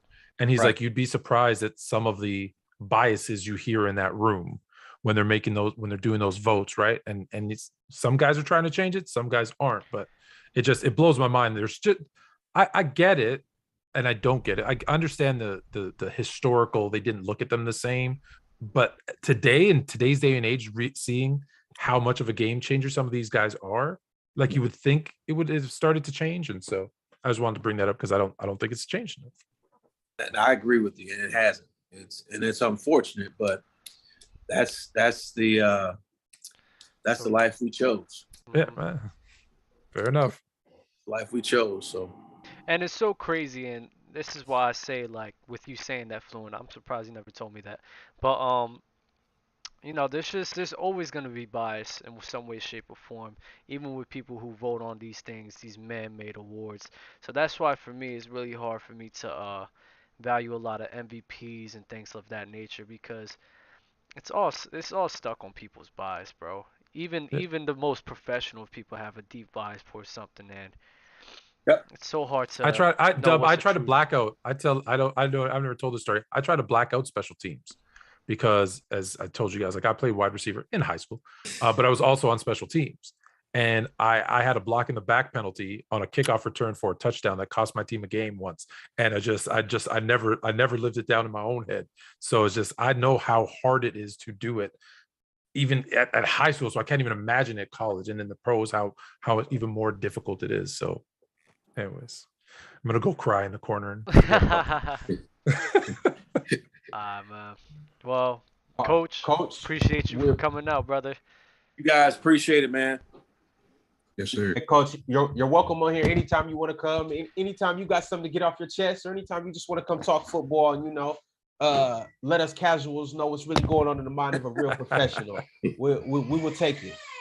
All right, good, man. Well, I appreciate you guys having me. Y'all have a great evening. Yes, sir. Coach. You too, Coach. I appreciate the knowledge, man. All right, no problem. Appreciate that. We got a super chat right now from Get Your Bars Up Media. He said, Coach Mac, Willow Ridge, Eagles for life. It's the high school. That's his high school, yeah. Okay. He's been too close to it. Yeah. Everybody, I just so you know, Trent, I guess you know this already. Everybody knows your dad. Bro, like, it's like, especially in the Houston area, like, somebody known, they'll either, like, if they see me, they'll, like, stare at me and then come up to me like, are you T-Mac son? Like, it's just weird, bro. Like, I didn't know how much, like, growing up, I didn't know how much big he was, especially in Houston. Oh, no, because I told you, like, I told you about Cam, and I know a lot of people in Houston, and I've had 3 of them hit me up just now. They're like, you got T-Mac on? You guys talking with T-Mac? I'm like, how the hell? Like, you guys don't, no offense, you guys don't even, these guys who are messaging me, I'm like, you guys don't even watch the show. And they're like, we do now. So there you go. We got some new viewers. Shout out Coach T-Mac and everybody that's tuning in. We do this every single week. We give you top quality content. It's always entertaining. And as you've seen, we had Coach T-Mac. Last week we had Hugh Jackson. As you can see, we are kind of not the same. Not kinda.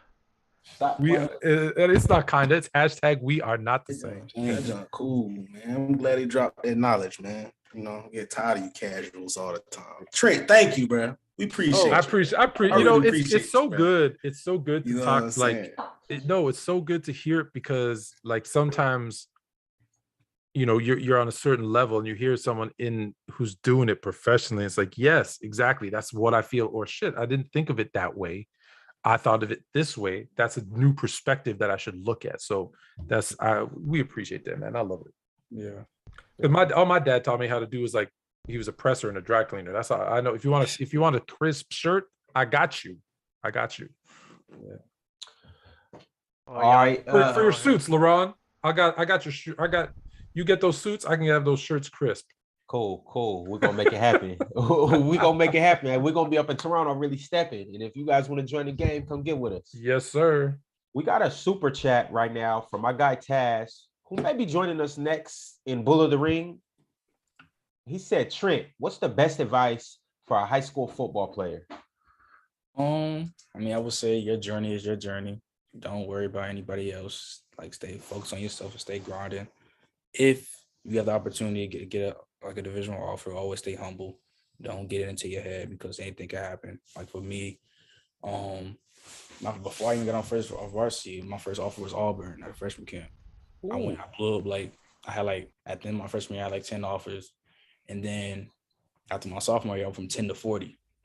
And then my junior year, I have a horrible hand injury. And then everything, it's like I went from the highest to the highest and then the lowest to the lows. Then I always just say, just stay humble and just do what you got to do. And just always be prepared for anything because anything can happen. And if I may add in something, because if you need help with, as Trent was saying, getting that D1 or that, listen, don't knock D2, D3, but to get that offer, reach out to my guy, Curtis Gladney at Playbook Athlete. He helps high school varsity students put together social media campaigns and like tapes and stuff to be discovered. So if you're not like one of those top 100 that you're getting a scholarship anyways, Playbook Athlete, he helps you put together those entire packages so you can be found by the right coaches and helps you get scholarships. That's Playbook Athlete. Also, what Mitchell said in the chat, also watch what you post on social media. Well, that's why I brought that up. Yeah. Especially if you're actually getting recruited, you never know who's watching you, or like somebody can add you on a Snapchat account and you don't know what it is, and it could be a coach or something watching you, see what you're trying to do on your Snapchat. Just that's what you post on social media. That's why I'm lucky. When I was getting recruited, I had no social media, so I couldn't get in trouble. Taz pulled all those offers. His dad was just on here. Taz, for real, bro. Special teams, bro. Terrell Davis became a Hall of Fame running back from playing special teams. Yep. Don't sleep on it. Any way you can get on the field. And what Fluent said, man, wherever you get a chance to go develop, whether it's D1, D2, what Trent said, run your own race, bro. Whether you go D1, D2, whatever, bro, that's another 4 years you get to develop. We all meet up in the end, which is the pros, dog. That's the end goal. You just saw that. Them boys from HBCUs, they get pro days, D2s. I had a teammate, Vince, play for the Jets right now, D2. So it really don't matter, bro. Run your race. Do whatever you can to get on the field, bro, and grind, dog. Don't halfway grind. Don't be an in-the-moment cat. When it's almost time for the season, that's when you out there training. Nah, go ahead, go out there right now. It's a spring. Ain't nobody doing nothing. Go ahead, get out there, run some miles. It's a lot you can do. When you feel like, what can I do? Go out there and do something. Run, weight room, all of that, bro. It's always something you can do, man. Like, and shouldn't nobody have to tell you to do it. Once you get to the point to where nobody don't have to tell you to do it, that's when you know you activated. You on the right. You activated that Mamba mentality, dog. Ain't nobody got to get up and tell Trent to go work out. It's already this alarm clock in his head. Like, hey, bro, I got to go get this money today if I want to be great. If I want to get to that other side. So that's just it, bro. You better pay your rent as an athlete. If you don't pay your rent, you're getting evicted. And hey, the person that's going to evict you is the person that's behind you, a little less talented. But what's this? Who we got? What's going on? Oh, what's going on? We got Bull in the Ring. Hello. Y'all not ready? Wait a minute. We ready for Bull in the Ring already? Wait, hold on, Ron. Wait. What is going on? We didn't even make an announcement or nothing. Well, it was sometimes you got to be ready for a surprise. You got to be ready for an the audible. surprise, You gotta be ready for an audible, baby. Let's do it. Wow. Hey, so as you guys know, it is the first Tuesday of the month. Well, the first Tuesday of each month, we do a segment called Bull in the Ring, where we bring one of you guys on to basically debate us. And we have some topics. So, this is my guy J-Rob right here. This He's- J-Rob? Holy J-Rob? No, shit. J-Rob. J-Rob. Oh, J-Rob. Oh, my bad. My guy J-Rob hit me up. He said he wanted to be on this. We're going to be bringing a lot more people on. So if you guys want to get on, hit the PC_gridiron, and we'll get you on the next topic. We got this wide receiver tier coming on right now. Dub, you want to set it up? Oh, wait a minute. All right, so he's going to be with us throughout the whole tier list? Yeah. Wow. I appreciate y'all having me on. Big fan of the content, man. So it's actually big time. I appreciate y'all. Thank you. No problem. Excited to be here. Glad you're Excited here. to be here. Good to have you on, man. Hey, my guy, you Appreciate trying to that. turn your camera to the side? Yeah, for sure. Does Damn. it work better? There we go. Yes, A little sir. bit better. So Yeah, that's cool. Hey, Dub, if it's not ready right now, we could just do another topic. yeah, so what happened was, I fixed the settings to do a What 6 had cam, happened? and I Oh, didn't know that got you was you. gonna bring somebody on, and that's why it's like now I gotta fix the cams up. You gonna be good with it though? Oh yeah, it won't take long. Okay, Just talk double about professional. something. Yeah, producer. Word. I'm not No a doubt, for producer. sure. I'm not a producer. You think you throw Pharrell audible? He can't handle it. Huh? just gotta- Handle it. I feel that. I just gotta fix a couple of things, but just talk about something. What's one of your main issues that you have with one of us?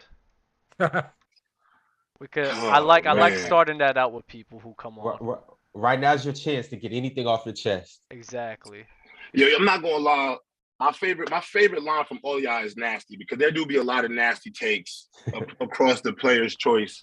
Fan. I don't want to say there's anything specifically, because there'd be different things. I watch football and basketball, so both times there'd be takes about I know you're not a LeBron guy. I feel like I know there'd be a lot of hate about Bron. You go to the football side, I'm not the biggest Cooper Kupp fan like most people. I know when we do the tier list, there's big talk about Cooper Kupp, where he lies on like that ranking with receivers. I'm honestly not as high on Cooper Kupp as most. I think he's a phenomenal receiver, but when it comes to like who I'd rather have, I probably, people are probably not gonna like my list when it comes to wideouts. But I can't really say there's anything specifically that I would want, that I could say was the worst take. You guys make a lot of takes all the time. I will say though, listening to early on the live, just about special teams, I will say as somebody who's played front line at against like University of Army, Navy, against some of the biggest schools in Division I sports, there is nothing like special teams as it gets pros. It gets harder and harder. And to be honest, like if you play special teams, that's gonna be your way to get on the field. But I will admit, like, I think Anthony said it best. Like, you get a block in the back on a touchdown, and the third guy on the depth chart at receiver, it's always so bad the next morning. So those guys on special teams and those high school athletes, special teams is important, but you got to be clued in at all times. Do not take special teams for granted. That is how you get on the field, and it's important to the game. That's wise words.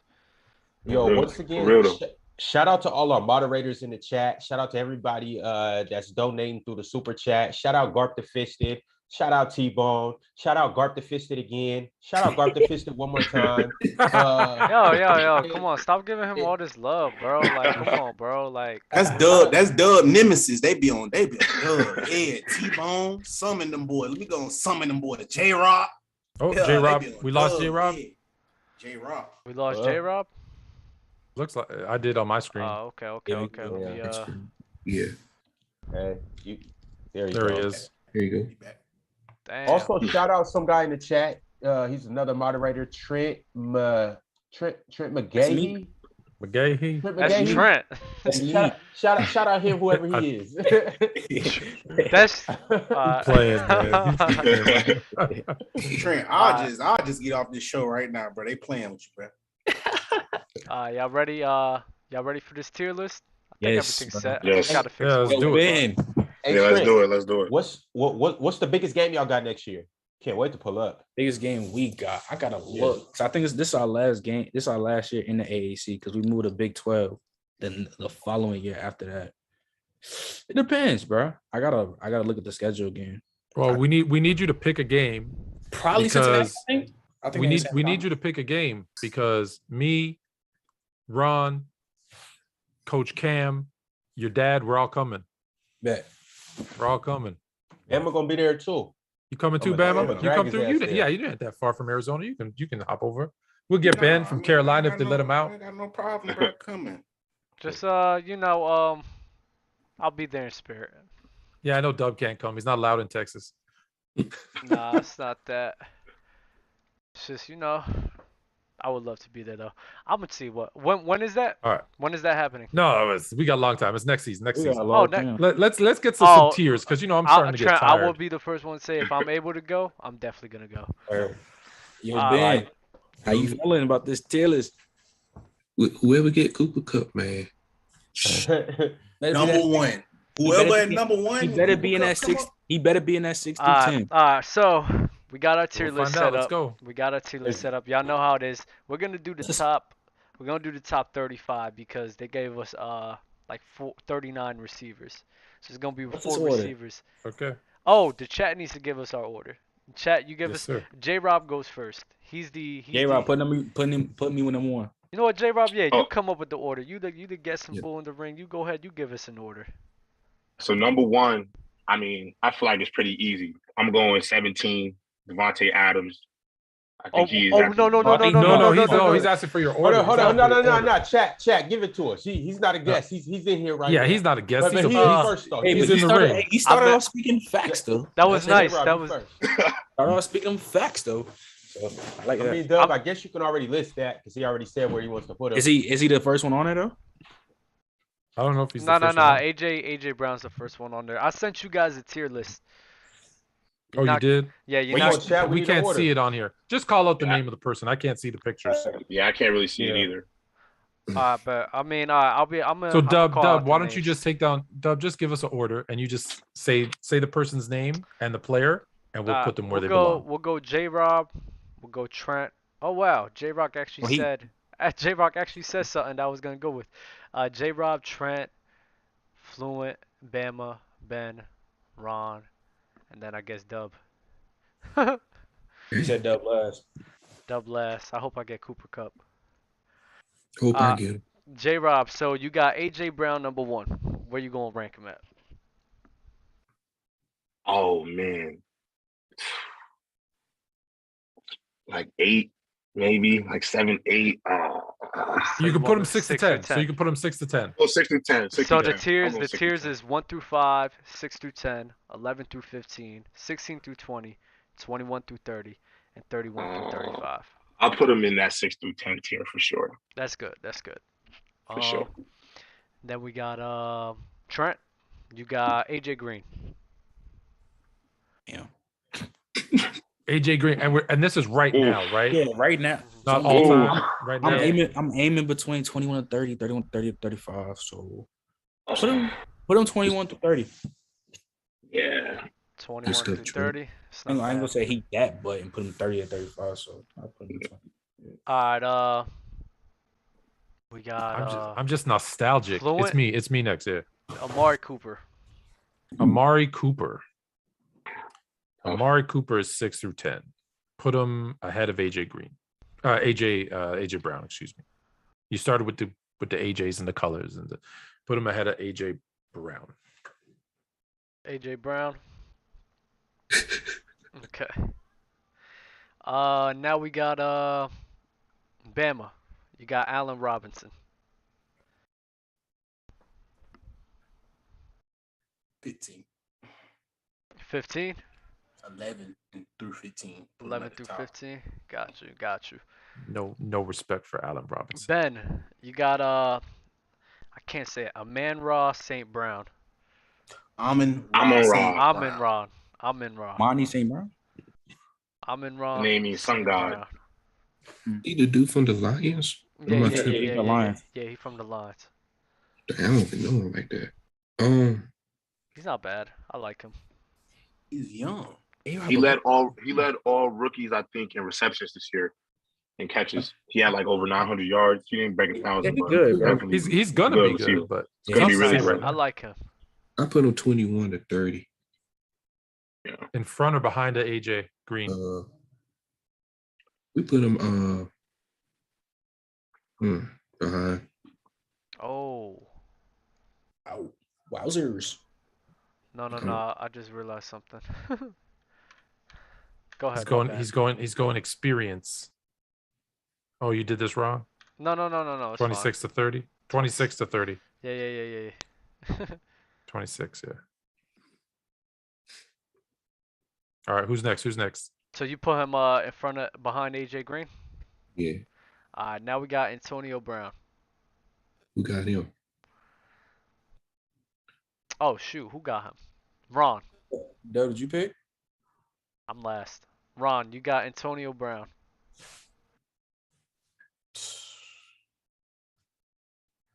We're talking about right now, right? Technically, he's not even in the league, so I don't know. That's very true. Well, he still played this season, so the new season hasn't started yet. Yeah, he's still nice. He's for sure still nice. Still very nice. Nice. Is 11 through 15 nasty for AB right now? Nope. No, that's not nasty. Yeah. I'll probably say 6 to 10, dog. I ain't gonna lie, dog. What? I'm with Trent on the 6 to 10, but I do think it's like AJ Antonio Brown 6 to 10. I might go with 6 to 10. Plays a full. All right, we know Antonio Brown. Nice. It's your Ron. It's yours. Nothing nasty. Like I'd put him. We haven't really seen it in the last couple of years, so it's like and I don't know what AB gonna do next year. Technically, he's out the league, so I'm gonna go just put him at 11. Okay. In front of Allen Robinson or behind? In front. Oh. So I got Brandon Cooks. I like Brandon Cooks. Yeah, come on, don't disappoint. No, I do like Brandon Cooks a lot, and he's been in a terrible situation for these last couple years. Still eating. Yeah, he's nice. How many 1,000-yard season he has? I think production doesn't matter to you, Dub. Just put him somewhere. I don't know though. I'll put him behind. I'll put him behind Allen Robinson. That's not bad. Yeah, I like Allen Robinson. What? Who picked these pictures, Dub? It's not me. It's the tier list. I can't pick him. Antonio Brown pick is hilarious. That's the wrong one. Come on, man. No, that's a funny one. I like that actually. Calvin Ridley. Who had first again? J-Rob. Calvin Ridley. Oh man, he's not going to be playing this year though. He's spending for he didn't play last year either. But he didn't play last year either because he missed the season with mental health. I will say if he's healthy, I think he'll be like in that 11 through 15. So I'll put him at like right at 15. Though. Like when he's fully healthy, able to go, I give him like that 15 spot, I think. Behind Cooks. Oh, see, no, I actually think Calvin's better than Cooks. Okay, so you want to put him in front of Cooks or Allen Robinson or Antonio Brown? He didn't play the last 2 years, so I feel like I have to put him behind him just because he's not going to play for 2 years. That's fine. Who was next? Trent. CeeDee Lamb. Damn.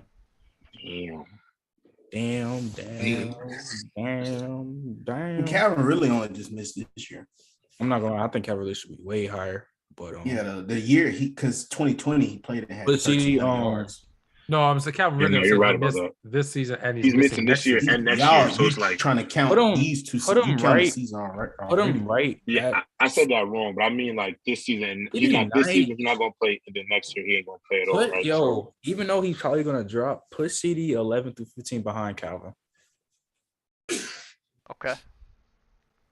Damn, so you're trying to play it safe. You could just put him to 16 to 20. You know he's getting Wait. So who do you think is better, Amari Cooper or CeeDee Lamb?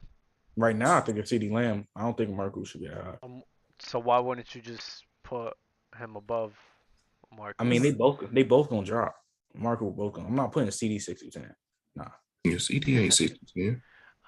Well, we could use a bump. You could bump down or bump up, so it's completely up to you. But You we'll get save one. that You for get last. one. Just for Trent and for J Rob.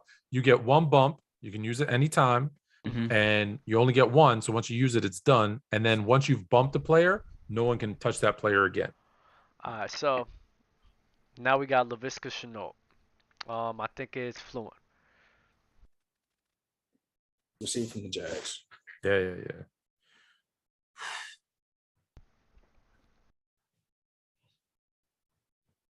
16 to 20. I don't like him like that. I think AJ Green's probably better than him. No, I disagree. You losing me, Dub. Come on. AJ Green was balling this year, bro. I don't know what y'all talking about. Shit. I mean, two live is nice though. He just dropped. He was dropping balls. Yeah, he was dropping balls. I give him. Listen, I give him a pass. Everybody on the Jags. Pause. That's DJ Chark. No, that's not.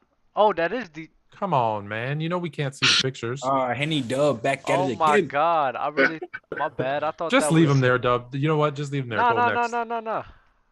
You gotta pick DJ Shark. I said just leave him there. Yeah. 16 through 20. Yeah, you DJ Shark. Yeah. Who was next? Bama. Who was next? Bama or Ron? I mean, Bama or Ben? Bama. I don't know the receiver. You acting like I can see the receiver. Yeah, you got to tell us who they are, dude. We can't see Chris Godwin. Chris Godwin. 16 to 20 in front of DJ Shark. I don't even know why he there. Huh? Is Godwin. That's low. Tripping. That is tripping. I mean, what you want me to put him in front of? You can put him in front of Brandon Cooks. That's about it. That's as high as he can go right now, based off this list. Like based off of AB, Antonio Robinson, the highest he can go. The highest he can go. We going off healthy. He can be above AB. Yeah, he could be above AB. AB had more receptions and all of them when he was there. He wasn't above. No, you're right. There. You're definitely right about that. No. AB's better. AB's better than Godwin. I'm with you. And he had less drops. And he had less drops than Godwin. Godwin be dropping dumb shit too. Like, bro, y'all don't watch football. I watch football. He dropped ignorant shit too. Like, and Brady just have to throw it right back to him. Yes, Bama, but do you know who got me more points on my fantasy team? Triple on this one, bro. I'm about to log off this shit. Y'all keep talking fantasy with me, bro. Like, stop talking that fantasy with me, bro. I'm on fantasy. Cooper. Who has Cooper Kupp? Ben. Me? Ben has Cooper Kupp. Yes. Ben, do it. Go ahead, do it. Go ahead, do it, Ben. Ben, do it. It's the perfect spot for him. You ain't got to put him right where you belong. It's a perfect spot for him, Ben. You know what to do with the cat. We talked about this, Ben. I can't wait to use my bump because if y'all get nasty in here because it's a white boy, we can use his bump. Ben, we talked about this, bro. Because thing is though, I feel like he's gonna get bumped down if I put him up there. But put Cooper Kupp 6 through 10. What? Get it. Ben, where are you putting him? That's fine. It's not about okay. Where are you putting him? Where are you putting him? I'm talking about, man. I'm going with healthy. And ahead of Amari Cooper. Nasty. Thank you, Ben. Wide receiver in the game. Ben, where'd you put Ben? When were you putting? He put out Lord and Savior Cooper Douglas Cup in the range. Like this is nuts. We haven't went to the receivers yet. Ben, this is out of my hands. Ben spitting. We haven't been. If the chat get a hold of you, Ben, this is out of my hands. Okay. Ben spitting, bro. Oh, TikTok finna have they way with BN right now. They finna eat him alive. Who's next? Oh, it's me. Oh, Ron. Go ahead. You got to tell us the player, Dub. Oh, Deebo Samuel. Deebo. I mean, damn. After you put Cooper 6 to 10, I mean, I don't think Deebo's better than Cooper, but I do think it's a perfect spot for him. To be honest, bro, Deebo might not even be him. Nope.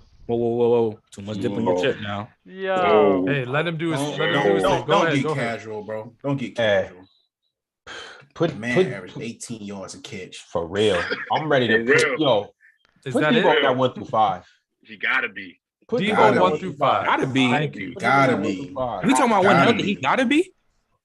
Debo? I'm not gonna lie. This is why, like, He gotta if be. you question Cooper Kupp's abilities, you have to question Nah. Debo Samuel's. Nah, I'm not gonna lie. abilities. Nah, Debo. Nobody questioned Cooper Nobody Kupp's questioned ability, Cooper but Kupp's you. No. ability. J Rob was agreeing with 1 through 5, and it's like the way they schemed Debo Samuel up is crazy as well. So it's It doesn't matter. He can't gets pick schemed. your He's able to situation. get schemed and do it. I'm not talking to y'all. Debo's a different Okay, hold type on, of Doug. talent, That don't man. matter. But if Cooper Kupp not 1 through 5, why is Debo there? Exactly. And Cooper Kupp is 6 through 10. The Debo's not 1 through 5 though. No, He can that be he's right behind 6 through Who's that? 10. That he's 6 through 10 based off someone's feelings about him. He is 6 through Off of 10. our list. But in real life and amongst people that play the game, Cooper Kupp is a easy top 5 receiver, especially after the season he had. Easy though. Like I tell people this. Yep. So Yes, he you is. can talk Yes. about the regular season. Okay, we're gonna throw the regular season away, right? What that boy did in the postseason Triple is crown. something we've never seen besides Jerry Rice. Triple And he crown. capped it off. He capped it off by winning the Super Bowl. I get you on that. And he was dude. a Okay, big cool. reason. I can he get caught you on the that. back shoulder. But It was him that caught that pass. I get you on that. But if we talking about fully healthy, he's not top 5, bro. I think Cooper Kupp is I better than agree with Debo. Trent. I He's think Not top 5, I bro. think, but I think 6 to 8, Coo- 6 I- to 8 with Cooper Kupp but- is perfect for But him. I think He's Cooper not Kupp top is 5. better than Debo Samuel. Yeah, I think Cooper Okay. Kupp is Debo Samuel too. So yeah, I do too, but Debo needs to be in the top 5. So I didn't have no control over Cooper, but I do got control over Debo. That's 100. Okay, I like that, Ron. I agree Fair with you. I agree All with right. you. Who J Rob got, Doug? Jesus Christ. No, it's my turn. I got Devontae Dub Adams. to I Oh, put you him got- number 1. Hey, easy. J Rob, you got Stephon Diggs. Oh, he better be. Oh, He's let me- singing a different tune this year after he spends a year with the Raiders. Stephon Diggs. Oh God. Come on, please don't mess Don't this up. do. Come on.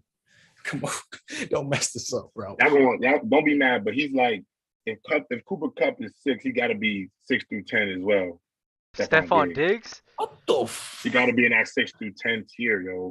See, this is what I'm saying. Yo, because look, B, hold you on. didn't mess the whole list up because Yo, we you got to gotta judge it understand. off of Cooper. So It now doesn't matter though. He's a better. You do a player comparison. How we Yo, doing? Diggs win that category. I'm gonna be He honest. win the majority of them categories. How Yo, we doing? Stephon Diggs. Except for his 7 yards in the playoffs. Okay, go ahead. you gotta Wait. understand Let him Diggs explain is- I this. don't I mean need to nothing. hear this. Playoffs don't playoffs don't mean nothing. Hold Nah, up. you're saying he had 7 Hold up, yards. And he J-Rob. wasn't a mean decoy. No, That's you why good, you good. Davis had 4 touchdowns and he went stupid. He was Oh, getting yeah, double the whole game. What do you mean? We do a player comparison between Stephon That's the Diggs. situation you got to deal with. Find a way. Kupp was getting doubled up and bracketed the whole game after OBJ got Yeah, hurt. but Guess what? Kupp also Come on, bro. plays We the really about to slot do that all right game. now? He don't Oh, build on man. the outside. He plays Y'all the slot finding all game. excuses. So this You're is not what finding y'all doing. excuses. What do you mean? Y'all finding excuses to Did he get justify locked up? Diggs 7 Did yards. he get locked up though? Diggs got He ain't strapped. get locked Yeah, up. By Diggs who? got locked By up who? 7 yards. 7 yards. Who? L'Jarius He got Sneed? locked up. He got How? locked up. He So got why locked did up by the whole Gabe defense. Davis go crazy? Well, why did he go defense stupid? figure out a way to stop? Why Cooper did Kupp? Gabe Davis go crazy, Stephon Diggs? So Why he get so you crazy? speaking on another man? I don't know why the other man went off. I'm talking We about. know why though. I'm talking about Listen, Diggs listen. and Kupp. Listen, They both was in Okay, if we similar do Diggs and situations, Kupp. right? They were not. Diggs- Cooper Kupp Did was in a better J Rob situation. did you put him after Cup? Is that where you put him? Stephon Diggs. Yeah.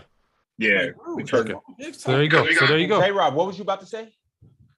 About Diggs. So the hard thing about Diggs is we got Debo in the top 5, and then we got Cooper Kupp at 6. I just don't think with them other 3 spots there's enough space. Because I got somebody else that I think should be in there. And I love Stephon Diggs. And I will say, as somebody who's been in rooms where I've had to play against Zay Jones and Cortland Sutton, the best receiver getting keyed the whole game. The game plan going in is going to be, let's stop him. I remember we played Zay Jones my redshirt freshman year, and we made sure we had a linebacker, safety. We kind of zoned up Zay Jones because we realized Zay Jones at the time could go off for 200. Cortland Sutton could do the same thing. So your best receiver, you're going to limit them. You're going to bracket them. You're going to put them in a lot of tough positions. And so ultimately, shout out to Diggs for not pouting about the 7 yards. He did what he had to do for his team. And shout out to Gabe Davis for taking the single coverage that he was going to get all game and dominating his matchup. Going crazy. Thank you. Like he took, at the end of the day, Gabe Davis took advantage of his opportunity, and that's what opened that game up. They didn't have to force it to Diggs. They let them play that game plan to Diggs because Gabe Davis was a handful. So I'm not going to discredit Diggs for that 7-yard game. He's really, I mean, I think. But why do you have? Why do you have? But hold on. But hold on. But I think you guys are using the exact opposite, because you're saying I'm not going to blame Diggs that they were able to shut him down for 7 yards. And suggesting that, well, a team can shut down a receiver, then why didn't they do that to Kupp? Because they utilize. Hold on. Let me answer that. Let me answer that. It's because they're using Diggs in a whole different way than they were using Kupp, and you could tell that just by the play calling. Like they use Diggs as a decoy to draw that. Way. No, they did not. They used Diggs as a decoy to draw that defensive attention, and that's the point which I always tell y'all. What Dub was saying, if I could just go by player, Diggs is as a better receiver, complete receiver than Kupp. How? What do you mean how? He's a better route runner. Well, that's debatable. I disagree. It's not debatable. I do think if you take Stephon Diggs and you put him in the Rams system as a slot receiver, I think he could also win a triple crown. So I think he's just as good as a route runner. Why do y'all just keep saying Cooper Kupp plays slot? Okay, so that's what he does. If you look up the number, majority of the percentage of his snaps are in the slot. That's we don't make that up. I'm not making that up. That's a fact. No. I don't care if he lines up 100% of the time in McVay's offense is positionless. Like they all take times playing in that slot. And your boy who y'all put at number 1, Davante Adams, he's used the exact same way. But he clears every category. What are we saying? But let me ask you this. He clears every category, Bama. Like what? So he's never. So Davante Adams except one. I'm sorry. Hold on, time out, Bama. You say he's better in every category except one. Sorry, except 3 receptions, yards, and touchdowns. Come on, only 1 year. We're talking about in general. We're talking about right now. We act like Cooper Kupp career started in 2021. Like let's relax and chill real quick. Bama, Anthony, can I ask y'all both a question? Let me ask you this, because we talk about this triple crown, and obviously it's an exceptional feat to do. But we also know that guys like Steve Smith has done it, and he's done it from the outside, as the outside receiver going against the best corners every single night. Calvin Johnson, when he won a triple crown, he did the same thing going against the best. But Jerry Rice, lining up against the best. I'm not saying what Cooper Kupp did is not dope, but ultimately I do think it is harder to win a triple crown as an ex-receiver. It's harder to do that because you're going to get Darrelle Revis. You're going to, for Jerry Jones, you're going to see Deion Sanders. You're going to see the best dude every night. And I'm not trying to take none away, but I just think that's a little bit harder of a feat. You're basically saying this is what Trent says. You're basically saying, okay, let me ask you a question. Hold on. When Calvin Johnson did it, everybody said he was the best receiver in the game, right? Hands down, no question. Correct? Easy. Okay. Easy. You're not saying it because of Kupp. Why? Because you don't like the way he did it? So basically what you're saying is, I don't really feel Kareem Abdul-Jabbar scored the most points because I don't like that all he did was skyhook and he didn't shoot 3. That's a terrible. That's not terrible. Let me ask you this. Let me ask you this. Correct? You don't like the way he did it. There's no other argument than you don't like the way he did it because he did it, right? I do like the way he did it. I'm still the top 10 receiver, hands down. I want to ask J-Rob. Okay. I want to ask Dub. I want to ask Ben. And I want to ask Trent. Davante Adams has never led the league in nothing but receptions and touchdowns one time. He's only had one 1,500-yard season. So y'all finna sit up here and tell me with that one 1,500-yard season, 1,300-yard season, he had seasons in there where he had 8, 9, just like Cooper Kupp didn't had that one season, 800, 900, 1,100, 19. Okay, so Davante Adams is the same way. Let me go to his stats real quick. It's like 600, 700, 800, 1,300, 1,200, 1,500. Bro, just like that. He's never led the league and just dominated the league how Kupp just dominated the league. But y'all got him as the unanimous overall because he's the most complete receiver in the league. Based off of what? You know what, Bama, I'll tell you this. Bama, you was on us about J.K. Dobbins not being an S-tier running back. Look at your odds. Hold on. Because the reason why J.K. Dobbins has showed you on 134 806 yards. Also, that shows you right there, he has the potential to dominate something. So if we give him 260 carries like Nick Chubb, he has 1,600 yards. He has more touchdowns what he already has. So if you double his production already, that's S tier already right there. And if I may, and then we'll get back to this, Dub. I know you want to get back to the tier list. Jared Goff was the number 2 options for the Rams. He played 2 complete seasons with Goff, and both years had like 900, 1,000 yards receiving as the number 2 option. This is the first time he's had a top 10 quarterback and been the featured wide receiver. This is the first time he's had that, and look what he does. So what I will go, what I will go to say. Hold on. Go ahead, Bama. Why don't the best receivers in the league? He said, why don't the receivers that's struggling to get stats or that's not leading how Cooper Kupp did? Why don't they just go play slot how he did, right? So, why don't teams just look and be like, oh well, Cooper Kupp is dominating from the slot. Why don't they just put all their receivers? Well, you gotta also admit the Rams offense does feature him a lot. You know what I'm saying? And J-Rock, you're about to get into that. You're about to get into it. Hold on. He's about to get into that, and that's exactly what I'm about to say. We just had a coach the other day who sat here and told us a lot of where these players' success and production comes from, Hugh Jackson said it himself, comes from the system in which they are in. You just had another coach that came in today. He said that the best system, that offensive system that is in play right now is what? The Sean McVay system. I'm not going to sit here based off of production, based off of y'all production, with knowing that I'm not going to give all credit to the system and to all of that. I'm not just going to sit here and say he's the best off of that. I'm sorry, knowing that he has all of that going for himself. I'm sorry, I can't do it. Y'all want me to do it? I won't do it. I'm basing it off of the talent. To suggest, even if it is the best, but to suggest that Cooper Kupp has won the best coach out of 32 and the best quarterback and the best supporting cast and then the other 31 teams, and that's why no one could even come close to his production is nonsense. That's what it's nonsense. Real quick, mind you, this list is when healthy. It's not a problem if he's 6'8", 6'10". That's a good spot for him.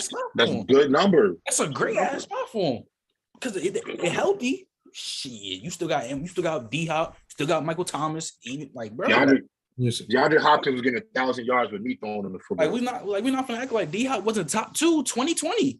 Last year he played. If it's right now, we all know now, this season, he had the best season. He's the receiver, cool. But this is when healthy, best receivers. He not top 5. But let's correct something. Talk to us, man. Oh, my bad, man. All right. Allen Robinson, last year, not last year, but like couple years ago was top 10. This year he wasn't top 10 because he was injured. Okay. Justin Jefferson, he had one great year. Everybody wanted to put him top 10. Couldn't do that. He had to do another year. Second year went crazy. Put him in the top 5. Cooper Kupp, he does it one more time. He's top 3. Put Justin Jefferson in the top 5. Hey, but hold on, no. You guys do know Cooper Kupp's going to come back and go crazy next year, right? He's in this literally offense with the same quarterback. We don't have, bro. You have no problem with Cooper Kupp. If he does, I'm gonna let y'all know this right now. All my boy got to come back and do after the past season. All he got to do is come back and break 1,000. That's it. If he break 1,000 again this year, brother, that man the best receiver in the league, bro. I ain't even trying to hear that. Now you dragging. No, because look, y'all are dragging. Because y'all not finna tell you know what's gonna happen. You know what's gonna happen. Kupp is gonna go. Kupp is gonna go for like 14. Kupp's gonna go for 1,400. 1450, something like that. And y'all and all of you, and you're gonna say, see, he couldn't do the 1900 again. That's what you're gonna say. You're not gonna say it's because Allen Robinson was taking. First off, nobody's probably gonna break that 1900 in a big minute. Let me ask you a question. When he was going, hold on. Let me ask you a question. When he was going for 1,000, okay, and had Goff as his quarterback and was the second or actually the third option on that team, were you giving him any love? Yeah, I like he was underrated. Cooper Kupp was underrated as hell. I think everybody thinks Cooper Kupp is nice. But before this, even if we talk before the season, he was in the same categories with the Chris Godwins, the Tyler Lockett's. He was in that same category before he had this big ass season. He was in the same category with Tyler Lockett's, Chris Godwin, the other big receivers. Who's next up? Yeah, we gotta truck along. But we can still continue to talk about it. I would just like to say, I don't care how many stats this guy puts up. I told you, I think he could have 12 or 1,300 yards next year. Unless I see a change of talent, bro, I'm not gonna sit here and put him up there. Because to me, if Jamar Chase goes for another 1,400, he top 5. Easy top 5. Hey, well, check this out. Don't let me get Jamar Chase because I don't got to see next season. Because Jamar Chase and Justin Jefferson, they're on the same. I ain't gonna lie, I'm kind of with Ron. I don't need to see another season. No, they're not. Let me this just. is how I know y'all eyes are very blind. If y'all say y'all on the same, if they on the same trajectory, I mean, I'm gonna tell you, when Justin Jefferson had the big old year, okay, people are not gonna put him top 5 because of 1 year. The next year he had 1,600. Jamar Chase, if he has another 14, if he had 1,400 his rookie year, plus the impact, plus he has another 1,600 something the second year, you can easily put him top 5. Hey, Trent. Let me ask you a question. Wide receiver to wide receiver. You and I line up at U of H. You're bigger. You're faster. You're the X. You run better routes. You're a better blocker. You're the guy. Okay, on that team. I have more yards, more receptions, more touchdowns. Who's better? What you have to put more context to that, bro. No, you're talent wise, skill wise. You have to put more context to that. You're the better receiver. You're the X. I'm the Y. I get more yards, more receptions, more touchdowns. Who's better? You have to put more context to that because you're telling me you don't want to answer because you know the answer. Who's better? But there's also a reason. Why you're the Y and Trent is the X, though. There's a reason why when the depth chart came out, Trent was the X and you were the Y. Because he's bigger. Because he's bigger, stronger, faster, more talented. He's also probably the more talented. Oh, I receiver. also have a higher catch percentage as well. I also have a higher catch percentage. Put more context to that. Like, come on, let's not. It's not, bro. Let's put more. I'm the slot. Who's our next pick and who's? I'm picking next. You guys can keep talking about this, but just who's our next? I'm picking. No, I'm picking next. I'm waiting to hear who I'm picking. I was gonna let the talks, bro. No, we can keep talking and picking at the same time. I lost the order. Who picked last? J-Rob put Stephon Diggs. Oh yeah. Now it's me. He put Trent. Okay. Oh, and then it's Trent. I'm sorry. Go ahead, Trent. Wow, I can't believe Steph and Cooper Kupp in the 6 through 10. Let's go though. It's on you, Trent. Who was that? Is that DJ Moore? You got to tell us who it is. We can't see the picture. I see the tip of the helmet. DJ Moore. DJ Moore. Yeah. Yeah, I like DJ Moore. Put him. I mean, I guess y'all not finna. I don't like the AJ Brown 6 through 10. I don't.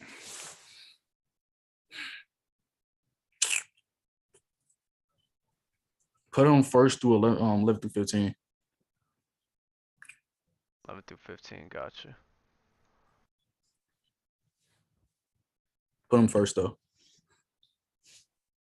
Next is who's after you? Fluent. So Fluent has DK Metcalf. Fluent, don't do this. I'm trying to decide between 21 to 25 and 26 to 30. Hold on.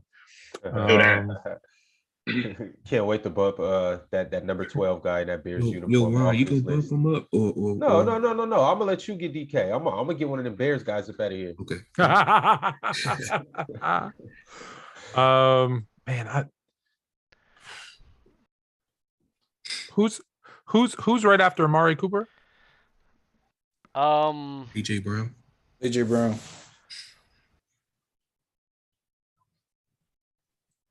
AJ Brown, I guess.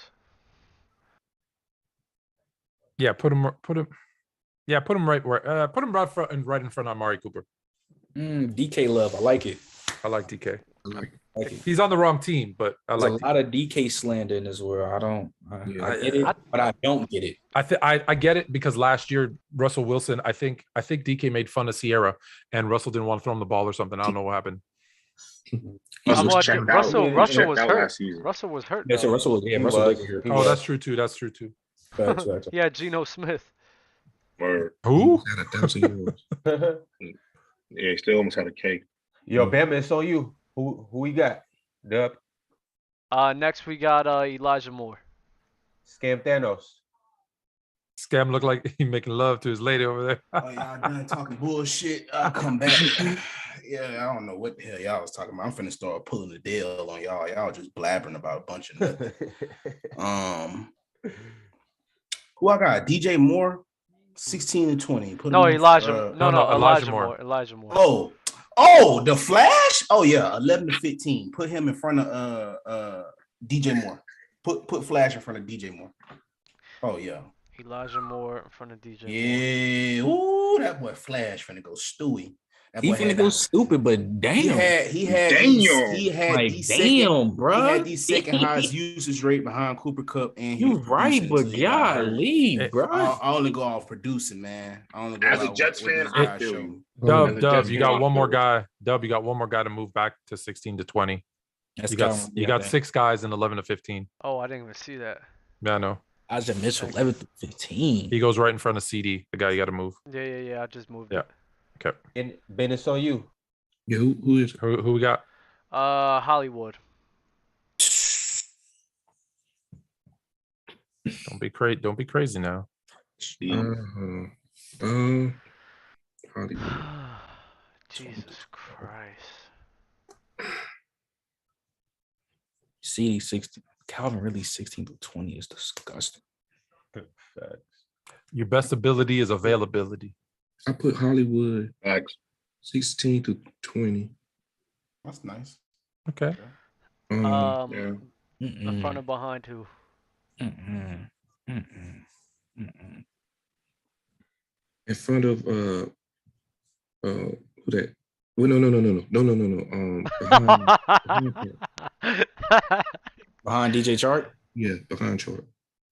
Behind Chart. CD and Hollywood in the same category? Hollywood above Cooper Kupp? I mean, Hollywood behind Cooper Kupp? It's like, nah, let me stop. Who's after Ben? It's on me. Ron, then you. You got DeAndre Hopkins. Who you rolling with? Put him behind Cooper Kupp.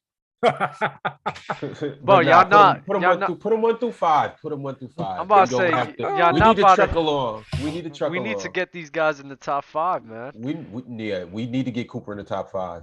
Oh, we are. I'm gonna use my bump will to put him in there. We got bumps. Remember, let's just rock, paper, scissors for who gets to use their bump on Cooper. All right, it don't matter if you want to put him in there as long as he get up in there, bro. I don't speak off these feelings, bro. Hunter Renfrow. So you? It's on. No, it's on me. It's on you. Man. And this is your guy too, Dub. I like Hunter Renfrow. I think that's Cooper Kupp Jr. But so that means you're gonna put him in 26 through 30? Yeah, maybe. One of the more pampered. I think AJ Green's probably. You got CD, you got Morion. Damn raw. I'll put him. I think he's better than Hollywood though. I'll put him in front of Hollywood. Then I'll move him down. Yeah. See, I knew he was gonna get moved down. That's why I put him there. Yeah. We got for J-Rob. J-Rob, you got Jamar Chase. 1 through 5. 1 through 5. Good. Who you put 1 through 5? Jamar Chase. That boy, fresh off a Super Bowl. Jamar Chase. A rookie. Fresh off a Super Bowl. Let me be clear. I can explain why. I can explain why. Let me be clear. Hold on. Let me be clear. I know we are finna go. I just want to ask a question. So Cooper Kupp has to prove it to you for another year, but Jamar Chase, a rookie, does not have to prove it to you for another year. I didn't say interesting balance there. That wasn't his logic. That wasn't his logic. I would say I never made that case about Cooper Kupp. My case about Cooper Kupp has always been, as great as his game is, I always think that you can replace Cooper Kupp with different guys in the league, because I think that system with the Rams is very conducive for Cooper Kupp. Now let's be real. Can you tell me another receiver who did what he did from out of the slot in the history of football?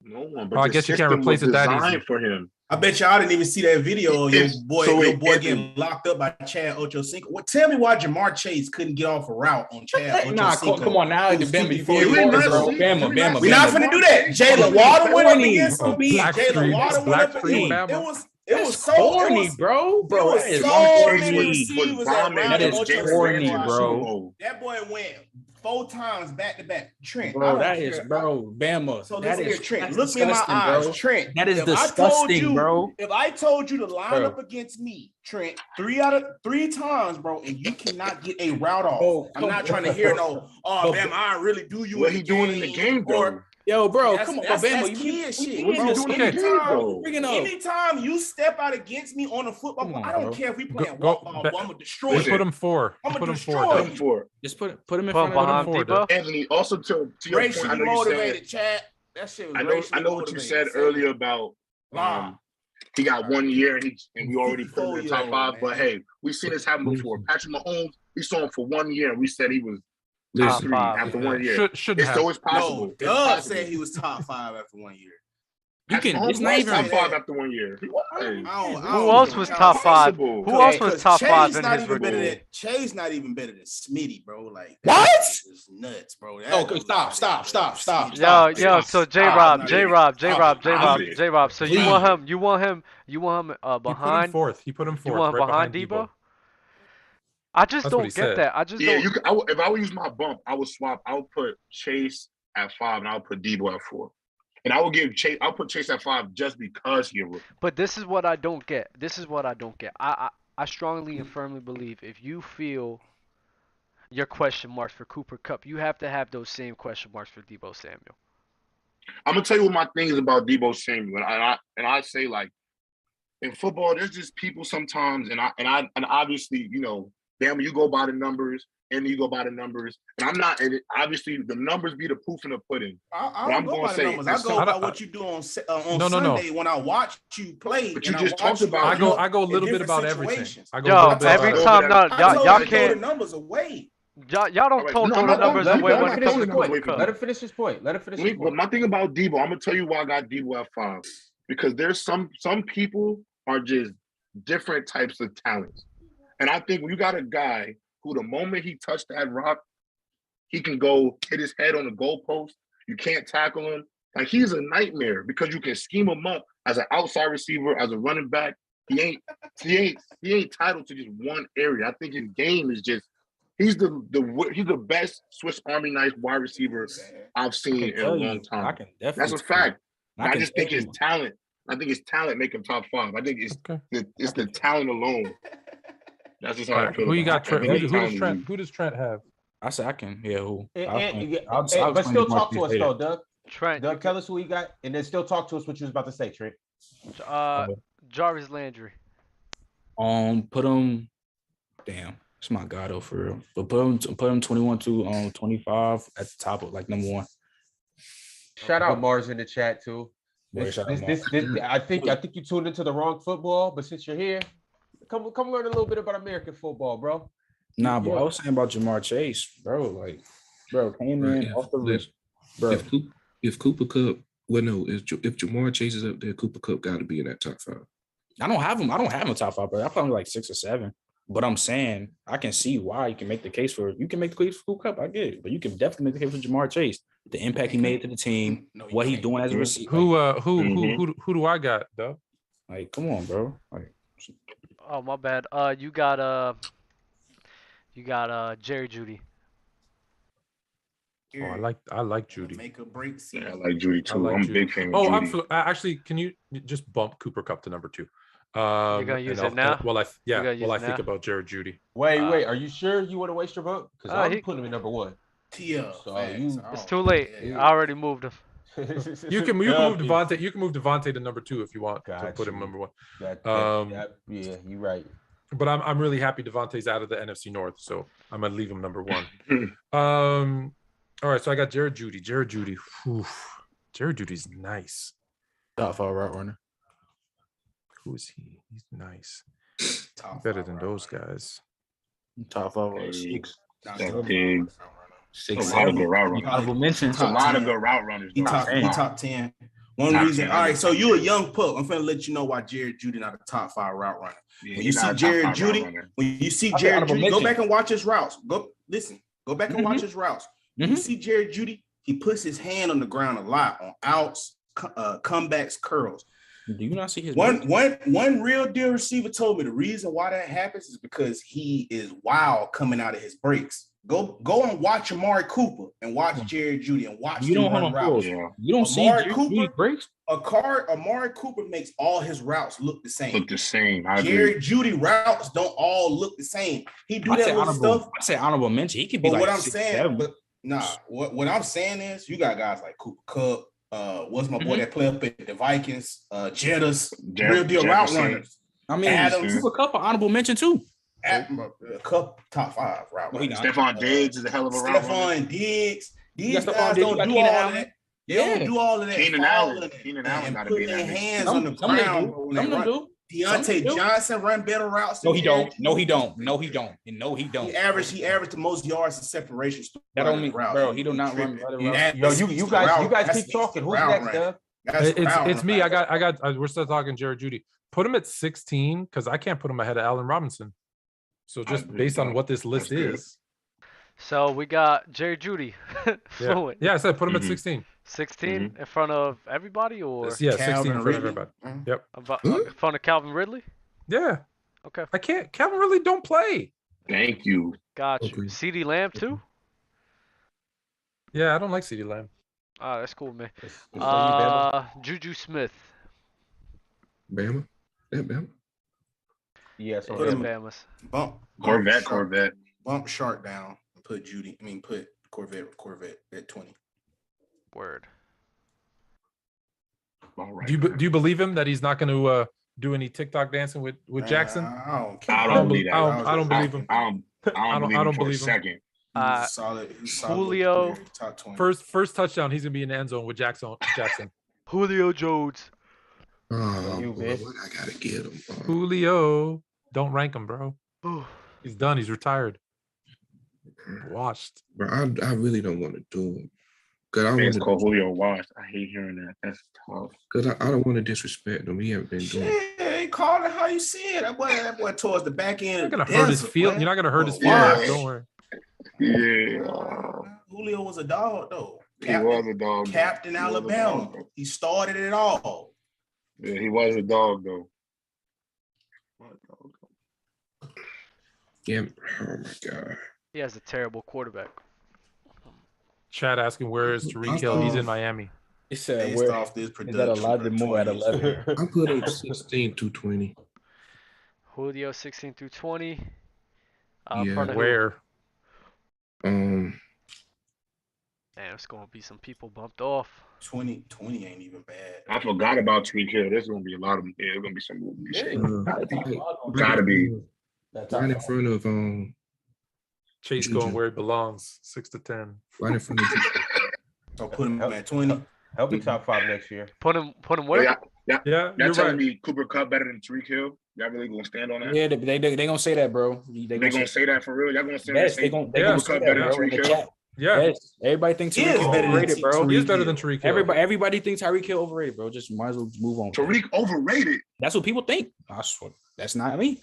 It's not me. Nah, bro, y'all being nasty, and I'm not really trying to be debating this Cooper Kupp thing no more. I ain't trying to debate that either because we're gonna debate it's so annoying, and I'm tired of repeating the same thing over and over again. Because y'all just speak on feelings, bro. That's why you. How's it feeling? How's it feeling, bro? Nobody Kupp. Yo, one at a time. One at a time. Bro, y'all can't mention. Hold on, y'all can't mention nothing besides stats. Nothing. You give no substance. You don't listen to nothing besides stats. You give no substance at all. I give you substance at all. Just because my substance goes over your head because you haven't played football. Bro, if you watch the tape with Cooper Kupp, it's the same thing. I tell you, just like everybody. You are, LeBron. You are. It's the same thing. When you watch Cooper Kupp, tape, let me tell you something, Bama. You saying Bama, when you watch Cooper Kupp tape, you saying this? You got Elijah Moore. Hold up, Trent. When you watch Cooper Kupp tape, when you really watch literally all of his catches this year, they're the same exact way. I've seen this. They are the same exact way. The same exact way. I'm not hearing that. I'm not hearing Honestly, that. you won't have Stop the it. same You production. can't bro. stop that. The system's Stop way it. too good. The pieces around is way too good for Stop that. it. You can't. It's hard as hell. No, They put no, too no, much no. pressure. But I'm not Dub, getting into Dub. this. He's just Nah, wild. Dub, He's you- been healthy, bro. Dub, I'm gonna tell you straight up. Next season, teams are gonna have a year's worth of film on Cooper Kupp, a year's worth of matchups to look at. Cooper Kupp is They not didn't winning have that another in the Triple Crown. playoffs. Y'all watching the chat. Y'all saying what, Dub? Watch in the chat. Watch every catch from Cooper Kupp. It's literally drags, curls, So what? screens, run after Crosses. catch, all So of what? that. Just watch what? it. Can it be So what? stopped? That is a lie. Stop It's it. not a because the lie. highlights- Just because the highlights you Bro, watch is just Bro, showing I've outs seen and slants. so Bama. much. You That's are all lying. I've I don't seen. believe you. I don't Hold on. believe you. Come on, Hold on, hold on, Bama. hold on, hold on. Bama. Wait. You talking about you Bama. watching Look on up every catch. I don't believe you. Agree with You made Dub. Ben I don't angry. believe You none of made y'all Ben up angry. here. Hold on. I don't Just so believe we're you clear. Just so at we're all. clear. Just so we're clear. Your number one receiver, Devontae Adams, and Cooper Kupp have the same air yards per reception. Go watch the Bro. tape, So bro. don't I'm tell me not. it's Go all watch the curls and tape. comebacks Go and watch the slants. tape, bro. I'm not getting Go into watch this. the Go tape. watch the Man, tape, one bro. Matchup. Won 4 Like, games why? in the Wait. playoffs. Why is Bama, Devontae Bama. Adams and Cooper Kupp in the same convo? Why? Like, Because they have to be. Because They of don't have stats. to be. Because of It's Cooper- stats. Devontae Because of Adams and Cooper stats. Kupp right here. No, Because of stats. not What because of you talking stats. Because Kupp dominates. So I want to ask y'all this. So everybody up here, y'all say y'all played football. All right. So I have did. y'all played in a playoff game before? Ron, you play basketball, right? Is a regular season game tougher than a playoff game, or is a playoff game tougher than a regular season game? Exactly. Because 9 times out of 10, game is better. in the Tough playoff game, harder. right? You're preparing for that team. So if I told you it's one dude that's been going off all 17 games, y'all making it seem like when it got to the playoffs, the defense was just like, oh, bro, fuck Kupp. He a white boy, bro. We No, ain't got to nobody worry about said him. that. He ain't gonna get off. Bro. But he kept getting off. So that means Why didn't they shut him down? My Nobody- point If is that's- that if they were he's the trying guy- to. They hold was on. trying Wait, to. wait. They actually was trying to. Oh my Nobody- If he's the god. guy that makes that offense go Nobody's and saying everything, and that's He their doesn't number do one it go-to alone. guy, why didn't they shut him down? Why didn't they that. shut him down? Nobody said I'm not that, Just bro. answer He that does question. Not, he I doesn't don't want Floyd, understand why you're he's about shutting to. down. You, Look, He's look just how not in y'all- the same look, convo how- with Devontae how Look could what you y'all Adams. be in the doing. top Y'all 10 tap receiver dancing of right now. 90 You and J-Rod tap dancing right now. Tap Trent, dancing because on what? now y'all trying to find something else to be We're like, not I'm just finding asking, nothing. bro, why this didn't what they shut him happened. down? We not finding nothing. First of We all, just talking about as a wide receiver. All right, let me see. Devontae Okay, How let me- Adams- come let me they ask trying you- to stop okay. him in the playoffs then? Let me, bro. Like, What does that? What that didn't have to do with my point though. My point was that next year teams gonna have a lot more time to prepare. Football is week to week. What I'm Let's be saying real. is, Let's what be I'm real. saying is, in the playoffs they had that time. That's what I'm No, telling I'm you. not saying. he's talking about Let next him season. let him make his point. Yo, Bama, let him make his Bama, point. I'm not saying you wrong, but let's be like you said. You play football. I play football. Week to week, you filming on one team week to week. I'm saying going into the next year, you have so much tape to actually dial in on and really dial up a legitimate game plan. Because we both know, as people who play football, that you only get a week to prepare, and you know how that goes. Because at the end of the day, when you get a whole season to have all of this film, teams are going to play Cooper Kupp a lot different. They're going to see things like I said, I think he's more of a slot receiver. I think he finished slot more. They're going to bracket him a lot more next year. And I'm not saying he ain't going to get off. Damn, I'm not saying he's not going to get off. But my point about Cooper Kupp is a lot more about, I think guys have better physical tools than Cooper Kupp, and that's why I'd rather have them than Cooper Kupp. And I'll give you. And let me ask you a question. Wait, can I give you one? Can I give you one? But I gotta pause you for a sec though, because it's an important Okay, point. okay. Because you said better Okay. physical tools. Does that matter? Yes, it does. It does. Okay, Hold on. Wait. Yes, it does. Yes, it does. Okay, I gotta follow up. can matter. I gotta follow up. Is 31 other quarterbacks have better physical tools than Tom Brady? It's a different position, bro. Stop. You're not Different comparing Hold that on, position. No. Anthony, that's not a good. No. Anthony, that's not a good comparison. But let me ask Why? you this. Let me ask you, it's not because he's an anomaly. Tom Brady's an anomaly. Let's be real about it. They don't have a He- physical. I'm not saying Cooper Kupp is not. I'm not saying Cooper Kupp don't have no physical skills. I think the thing is, Bama and Anthony, when somebody says that Cooper Kupp ain't the best, y'all just think we think he's whack. No. Or he's a. I'm okay with you saying he's not the best, but but if you're saying he's Who? Not top like 5. Dub says not top He- 10. Dub didn't even have Six top to 10. eight for me. The reason, 6 to okay, 8 for me. look, Cooper Kupp, to most people, I can't argue if you put Cooper Kupp in the top 5, but in this tier list, we asking each other. So we going by our opinions and our thoughts. So for me personally, is he statistics and all that this year, he was top 5, probably number 1. He was the best. But I think if I But if I were to pick my 5 guys, I'm gonna go 5 other guys. But I'm gonna give you another example about these physical gifts. Bama, who's in your opinion the greatest receiver to ever play the game? Jerry Rice. Anthony, how about you? Anthony, how about you? Jerry Rice. I think Jerry Rice is the best player. So everybody here thinks Jerry Rice is the greatest. If you ask most people, they're gonna tell you Randy Moss is the greatest receiver. Not if you talk to football people. Not if you talk to football people, they'll tell you Jerry Rice. How you gonna say not football people? Because I talk. You know how many coaches and players I talk to, and they all say Jerry Rice. Every single one of them, no exception. Head coaches, offensive coordinators. I've talked to 75. That's not everybody. That's not everybody. Not everybody. I'm not gonna lie. That's not everybody. A lot of people have Randy Moss number 1, bro. I'm saying most people. I don't know one. Most people, a lot of young people have Randy Moss. Even old. That's not true. No, that's not true. Even old. Even if you look in this chat right now, Rice just flooded. Everybody just said Rice over. I just saw 2 people say. I saw 2 people, bro. Bro, it's like 8, Rice 9 people is always going to have had better numbers, but physically, if I were to pick one receiver, I'm picking Randy Moss every time. You got to understand, we created an adjective, a verb about this man. You got Moss. There's a whole verb we created about this man. Ain't nothing like Randy Moss, but he ain't gonna have the same statistics as Jerry Rice. But we know physically he's more gifted. You have rather have a block. Can we please get on to the? We gotta move on. Let's move on. Yeah, bro. All right, come on, y'all. We got our opinions. Dub, we lost the tier list. I mean, we was talking for a minute, so I was just gonna let it rock. Put the tier list. My bad. No. I was gonna switch back. My point is. Here's my point. It doesn't.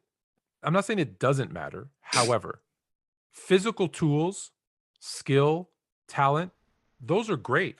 They help. But if you don't produce on Sundays, all of it means nothing.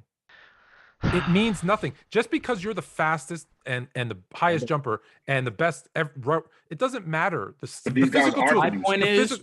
Hold on. Let me finish my point. The physical tools can get you to a point, but if you don't produce, all that shit don't matter. My point is, what I'm saying, even with those physicals, it's not that far. They're not that far. Okay, and hold on. And let me finish. Let me finish. So hold on. And so we're having this debate about Moss and Jerry Rice. Okay. Mm-hmm. And you're saying Moss, I'm saying Rice, and like I said, I bet you more older people will say Rice, younger people might say Moss. However, we're having that debate. It's a debate, right? Would you agree Moss and Rice is a debate? I agree. Okay. I think that's the we agree. But Moss, superior athlete. It's not even close. And yet it's a debate. Why? Because the physicals only matter so much. It's also mental, which you know, and it's also what you do on Sunday. And also having Joe Montana and Steve Young. Bro, I'm not trying to hear that, bro. Come on. I wasn't. So this is why. No, you're right. You can't make your situation. Come on, y'all. Yo, but I like Dante Culpepper personally. My point is, you know, he also Moss also did have first season Tom Brady, the best quarterback ever. One time. T-Bone. But hold on, I bet you after the Raiders, you look at him different. If he doesn't go to New England and reestablish his career. I don't look at him different. While we still talking off feelings, T-Bone in the chat just says something valid. They all professional athletes playing the same position. They all got tools already. So all of this stuff where y'all want to speak out, oh, he got these physicals, he got that. Kupp got that shit too. You're not going to make it to the NFL not having it. All right. So I'm not just going to sit here and be like, oh, bro, I'm going to take him because he's more athletic. How far athletic is he? Can I say my point? Go ahead. I've been saying a lot of crazy ass points. So go ahead. Okay. Continue. Let me say after this not crazy though. After this trip, Ben, it's your pick. We got to get rolling because we got more segments we got to get to. Okay. I mean, I'm just saying my thing with Cooper Kupp is like, bro, we're talking about when healthy. Of course, this season he was the best receiver in the league, point blank period, no debate. Okay, cool. But we're talking about top 5 receivers in general. We have to, what's the name, put in the fact that Diop is here. Michael Thomas is here. You still got Stephon Diggs, who's better than him. You got Justin Jefferson, who's better than him, and Devontae Adams, the clear. Let me ask you guys. Let me ask you guys a question. Can you pull up the tier list real quick? Yeah. Can you pull up the tier list? And then Ben, I don't know if Ben even knows what player he's picking. Yeah, but where'd you put him at? I mean, you put him 60 through 20. Right after Juju. Right after Juju. Juju's 20, so that means you'd have to put him 21. Mm-hmm. That's cool. 21? I got it. What's your question? Yeah. My question is, if Jamar Chase this year led the league in receptions, touchdowns, and yards. Would you have him number 1? Next year or this year? Right now. Right now, if we were doing this tier list. I would not Probably have put him not at number yet. 1 this year. You wouldn't? No, I wouldn't have put him at number 1. You can't ask that question because, of course, they could be like, "Oh, I ain't gonna put him I have a number 1." personal But they bias. know good and damn well they'll have him. I have a number 1. personal That's bias. not- I wanted to Being see biased with Jamar to be Chase. honest, I wanted to see if they Not were going to true. lie or be honest, and they all lied. So we're fine. They How do we all lie? bro. Odell lie. Beckham Jr. How you Odell gonna Beckham tell Jr. us how his we his feel rookie on Man, how year- because we y'all gonna got take that it? man top I 5 got a radar. right now. I got a So radar. why- You have him top 5 right now. I don't have him top 5. in I don't have him reception top 5. year, his rookie year. Nobody had a All right, everybody has been muted. It's my pick next. Dub, come on, let's go. And I don't want to mute everybody, but we just got other segments we got to get to. I actually like the debates, but we gotta move along. Come on, Dub. Yeah, that's what I'm saying. Damn, I got Justin Jefferson. No, I got Justin Jefferson. Oh, fuck out of here. Jesus Christ.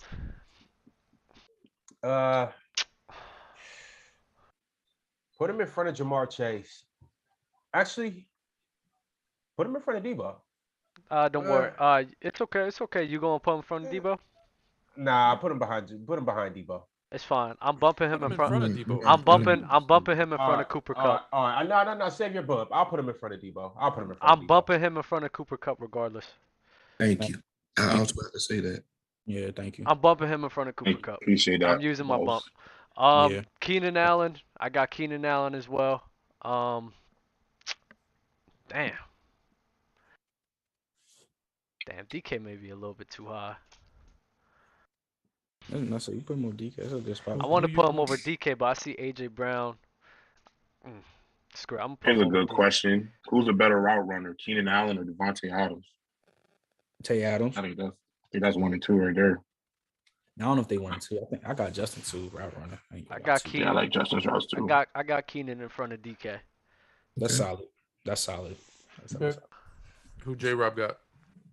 And yeah, I can't bump Cooper Kupp up or down because somebody bumped him already. This is gonna be That's our okay. list.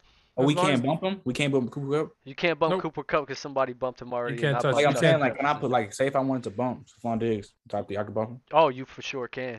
Oh yeah, I'm not doing that yet though. So yeah. Okay. This list is gonna be a good list. J-Rob. Who does J-Rob? You got to call up the J player, don't Rob. forget, Oh Dub. my bad. No, you're good. J Rob, you got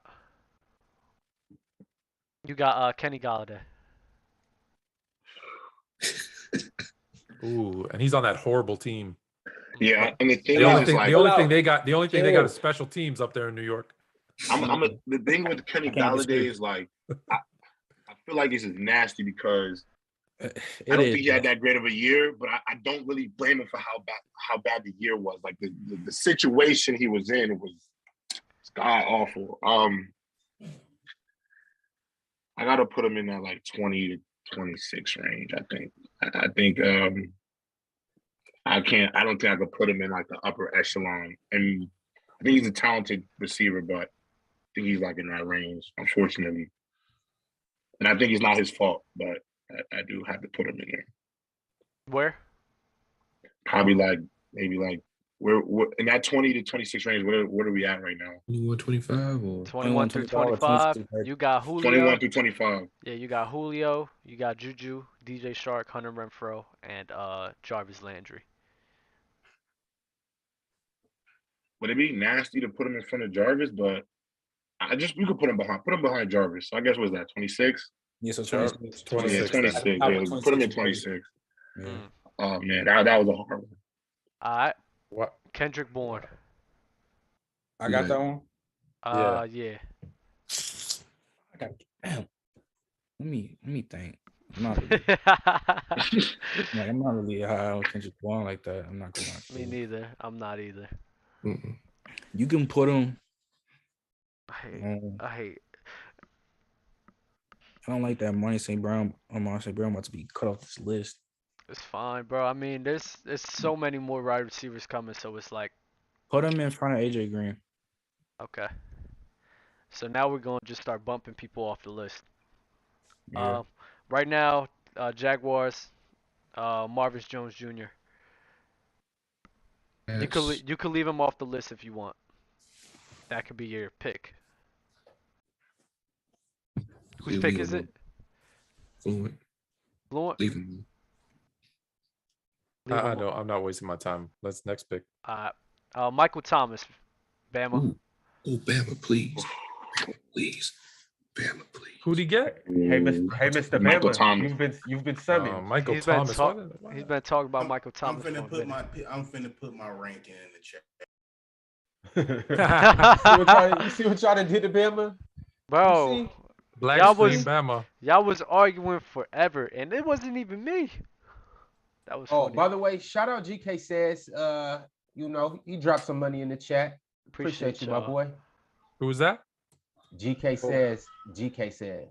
Over GK that says. twice. Thank you, GK says. Bama said 4. No, his name is GK says. GK says. That's GK. Yeah. I know. Michael Judge. Thomas is 4. Oh, GK says. Bama's being Yeah, nasty. Bama said he's 4. He All better, No. He said he's 4. he Hey. better than D Hop. Ooh. He's not better than D Hop. No. He's better than Debo. No, he said he's 4. Oh. Not He's 5, four. he's 4. You say he's He 4. played for 2 years. Yeah, that's No, we nasty. going when healthy though. No, When healthy. no, he played for 5 and he broke 1,000 each year he played. There you Oh, yeah, go. Last year You're right. he You're played. not wrong. Unlike Devontae Adams, he led the league in yards, receptions, all of that shit. Yeah, So but I ain't You're trying right. to Bama, defend What that him. mean? Bama, But he got Bama. running Me, slants, pause. What Bama. that running mean? slants, Bama running doesn't. slants. It doesn't count Bama because he had Drew Brees. You can't count guys who have good quarterbacks. No, Oh, we should probably move Devontae Adams down. I don't know who. It was I don't like know who. 30 because he I had don't know. Aaron I don't know who Rodgers. brought up the quarterback argument, but like, what do you like? I don't understand what you're talking about, Michael Thomas. Like, Running slants. okay, Well, that's I not- think you don't run Devontae Adams. slants, bro. Devontae Adams had Aaron That slam Rodgers. boy- We should drop him That down to slam boy 20. narrative is bad, bro. That slam boy. Yo, narrative. Ben, it's on you. Yo, who I got on, Doug? My bad. I was just fixing something. good. That's my bad. You good, bro? You're messing up the program. You got Mike Evans. My bad. My bad. Like Evans? You good, bro. You got Mike Evans. Who? Bama, then Ben. Yeah, Ben. Mike Evans. Oof. That's tough right now.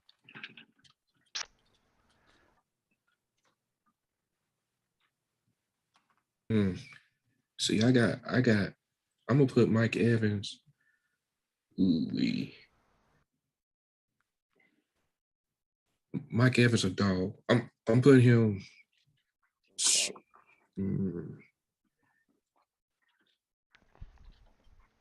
Inconsistent too. I put him 11 through 15 in the front. Oh man. Wait, no. Hold on. No, Mike Evans better than DK. 6 through 10. I like that. Yeah.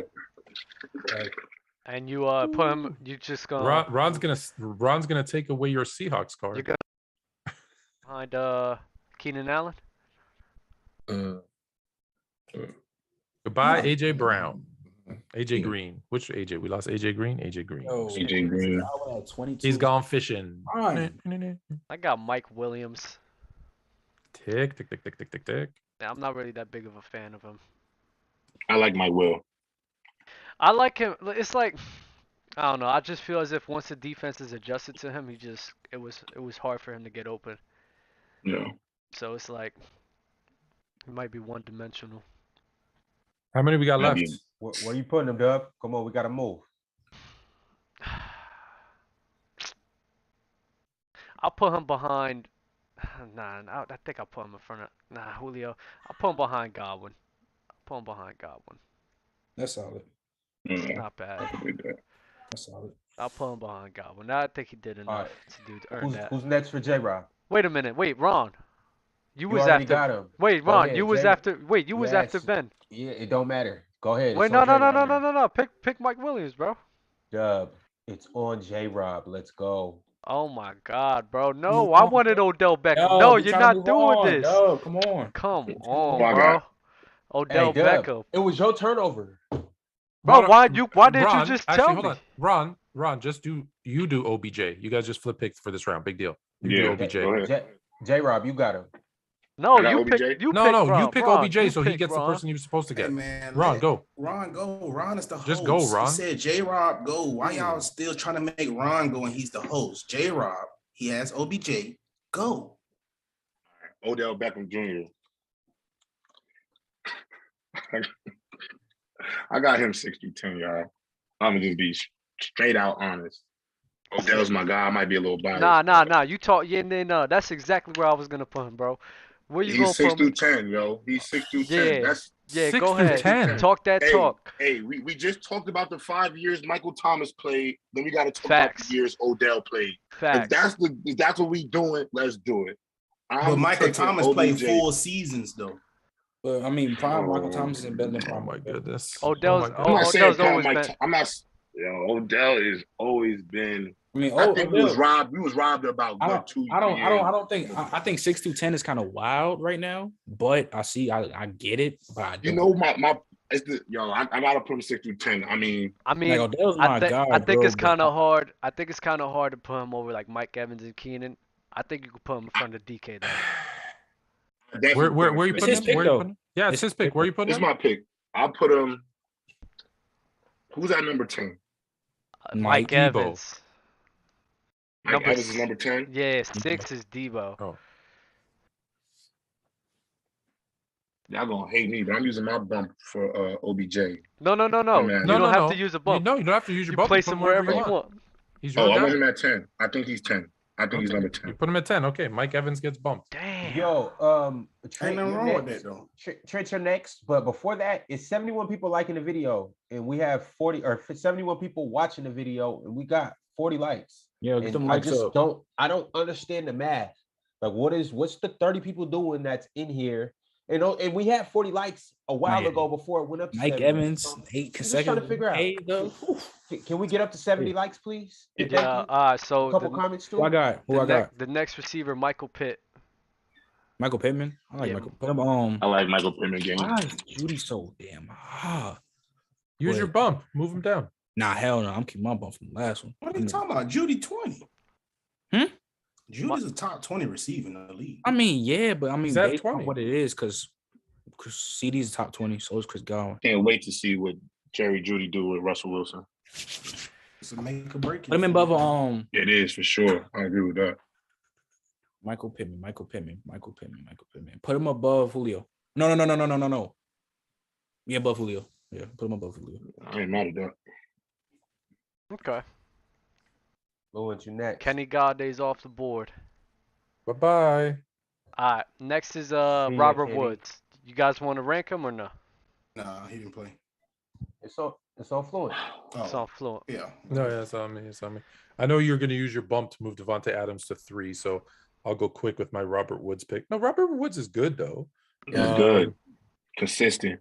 But, like, who's last there? Is that Jarvis Landry at 30? Yeah. Mm-hmm. I mean, Just- I- okay, it's don't- not don't- bad though. It's not No, bad. but if I put Robert Woods in, he's knocked. I can't not have Jarvis top 30. Man, He's probably gonna get bumped. There's a lot of good receivers. Nah, there? you can't bump Jarvis. You can't bump Jarvis. He's on gonna 130. get bumped. he's going to get Why you bumped. can't? He's gonna get bumped. Why You you got- can't though? We think there's 30 receivers, 20. There's 30 receivers in There's the league not better than based off Jarvis. this list. There's a Yeah, lot of you good know what? receivers Because he out. doesn't play, Yep. because he didn't play, just don't rank him for me. Okay. I don't want to be the one that knocks Jarvis out. There's a lot of good receivers out there, A lot man. of good I receivers. know I'll there take over is. Jarvis, There is. man. Like, it's I'm not lying to crazy. you. We still don't have Tariq Hill. We don't have Yo. Tyreek Hill. We No. don't have Terry McLaurin. Yo, Dub. Jarvis, I'm my gonna give him- dog. I hate it had to be him. What Bama, happened? it's on you. And also, Subasa Ozora said that he liked the video and he had to take it back because Dub got nasty. Oh, So, okay. That but makes he said sense. he reliked it though. So here's what anybody out there who liked the video and didn't like what somebody said and unliked it, please, we all apologize. Relike the video. No, we don't. We don't. No, we don't apologize. Put the like back. We don't apologize. You got a beef? Put it in the chat. Leave the like. Yeah, leave the like, bro. Might as well. I don't know. I don't apologize for nothing. Never. Let's go, Bama. It's on you. Why that keeps I don't happening? even know what receiver I got. I don't know why that keeps happening, y'all. Yo, Actually, try to list that. Try to flip. No. You The good. camera Where was you messing gotta up. flip- I had to you- switch Where you gotta at, turn J? your lock off. Where you at, J? Rob? We need to get you some better internet. There we go. I'm actually not even like where I'm supposed to be. Like I live in Canada, but right now I'm in New Jersey visiting my home. So I'm just visiting my Oh, family and okay. stuff. Where? So Where in that's why Canada? so I live in like the GTA. So I live in this area out in this area called like Hamilton. So I actually That's not the I commute- GTA. Get out of here. It We is- hate. it is- We hate Hamilton. I'm in Toronto. I'm in Toronto. We hate Hamilton. Don't let him fool You you. from We Toronto? hate. Do you know who? So I'm actually gonna be I'm gonna be working at TSN. So that's what moved me out here. Oh, for real? Yeah. So Oh, we'll I don't talk know. later. My brother works for TSN. Yeah. Do you know who? Actually, we gotta get up. I got my girlfriend. We'll talk later. We'll talk later. Okay. We'll talk later. Oh, we neighbors. Yeah. That's Yeah. another Canadian. I like, or at least There a we go. Canada. All right. You in Dubs territory right now too. You went from Fluence territory to Dubs territory. Wait. Oh yeah, if you're in Jersey, yeah. Wait, you're in Jersey right now? So Yeah. I'm currently in Jersey. I'm visiting my family. Wait, but, you're in Hamilton? He's I in live Jersey. in- No, he's in Jersey, and Hamilton is a place just outside of Toronto. Yeah. It's our version of Pittsburgh. It's where what part of Jersey you in?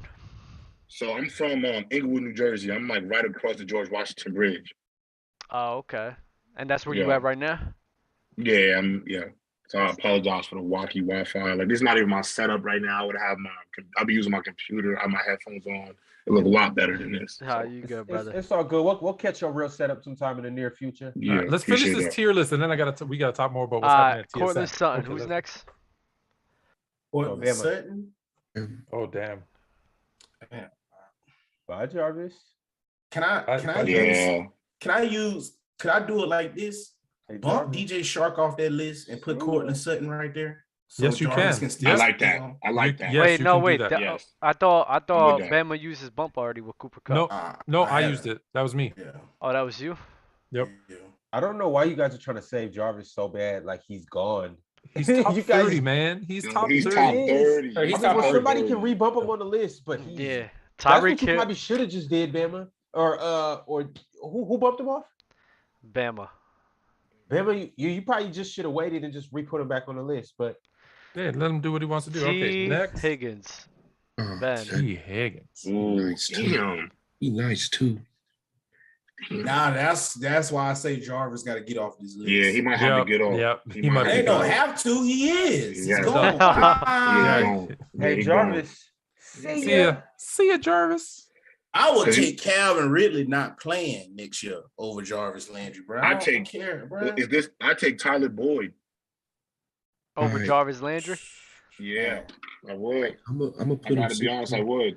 I'm gonna put him 16 to 20. That's not ridiculous. That's not ridiculous. That's not ridiculous. Y'all really think he better than Chris Godwin? Big news. Big news. Yeah. Watch for those fluent and chill. That's not ridiculous Wait, shirts wait. coming. Wait, shout, Wait, hey, wait. shout Y'all really out think he Chill. better than y'all really think he better than CD and Chris Godwin? Ooh, T. Higgins. see, Oh, they hell too yeah. low. hell yeah! I'd rather have. I T. think Higgins than Chris Godwin. I'm taking T over Godwin. I think Godwin's. I'm taking. Yeah, I'm taking T. Higgins over Chris Godwin. I am. I'm Who's taking next up? yeah, 16 to 20. So- but I don't know where he's putting him. Where you behind putting him? Allen Robinson. Behind Allen? Yeah, I think I CD like and that. Chris Godwin too high. I'm too low. They are way too low. Scary Terry. Who's Who picking? got him? Oh my God! Who got Ron. Scary Terry? Ron, I should take your pick just because it. Oh No. Ron, I gotta look at you. Yeah, I gotta pan over and see what you say on this one. Ron, please don't mess up this pick, bro. This is a good one, actually. Good one. This is Good an one. easy one, bro. I'll put him in front of Elijah Moore. I am. I would do the same thing. I'll put him in front of Mark, bro. I put him. Where's DK? I put him in front of Cowboys DK tripping too. on Amari Cooper. That's the best route running in the NFL. You know Nah, what? Yeah, I agree with that. I can't Yeah. believe how far you Top three. got bumped from where I put him. Top three. I'm gonna go ahead. I'm gonna put him. I'm gonna do it. I'm gonna put him in front of Cooper. Actually, no, I'm gonna put him behind DK. Behind DK, nah, bro. He's better. That's not ridiculous. I mean, that's not ridiculous, but I like it. Hey, Doug, you got a bump, right? Garp the fisted. Nah, I better used not. my- You I better used not my unlike bump this already. video. Oh, you did it on my other pick, huh? You want to bump all my picks today? Nah. Nah, You keep taking the picks I want, bro. we could trade. So me and you. I'll I take gotta, trade. I gotta, I gotta switch to this cam real quick because we facing technical difficulties with his phone. But Well, let's just You go guys- back. Let's just go back to the tier list. no, the camera's it his gonna, pick? The cameras is gonna be wrong, like set up wrong. No, screw it. Who cares? GK, stop being nasty. Talking about some get some DJ Moore out there. What are you talking about, bro? Because he's fluent. You see how it looks right there? Yeah. Everything looks all weird. No, it doesn't look weird. Just go. No one cares about our faces right now. They care about the tier list. Don't worry about it. I bet. That's actually truth to that. I got Adam Thielen. Damn. More than a feeling. Oh, I mean, wait. Adam Thielen, bro. You got Adam Thielen, and then who's the next right after that? That's the next after that is what's his name? Seattle. Oh, so that's Tyler Lockett. So I Tyler get Lockett? I get Tyreek Hill. Bet. That's amazing. There's not enough players to get Kupp out of the top 5, so we good. I don't know if J-Rob's coming back. That's okay. Just keep going. He told you that? He said this New Jersey Wi-Fi killing me. He in the chat right now. We're just gonna keep moving along. He'll come and get the next person. Yeah, he can tell it. Tell him he can make his pick in the chat. Adam Thielen. I'm gonna go. Yeah. I'm gonna put him. Nah, bro. I think he's tough. I'll put him behind Antonio Brown. J-Rob can still hear us though, right? Yeah. J-Rob. Fluent _chill. Send me. We need to when you come back to Canada. I'm gonna send you his Instagram right now. Oh, okay. Cool. Oh, let me get Tyreek. I was supposed to get him. Nah. No, you got Tyler Lockett. You want to be nasty about Cooper Kupp? You lose out on privileges. That's right. You got Tyler Lockett. You got Tyler Lockett. And I got Tyreek Hill. That's not fair because Ron messed his whole thing up. Life isn't fair. Ron messed his whole thing up because he. No, you messed it up because you didn't make the right pick. Yes, he's back. Right. No. I didn't make the right pick. Ron didn't even address. He here. Ron didn't even address to me that I skipped Use my phone data. Okay. My phone data. We gonna hurry this up. We gotta hurry this up. Yeah. Just leave it like that. Tyler Lockett. You got Tyler Lockett. Damn it. Tyler Lockett. Ooh.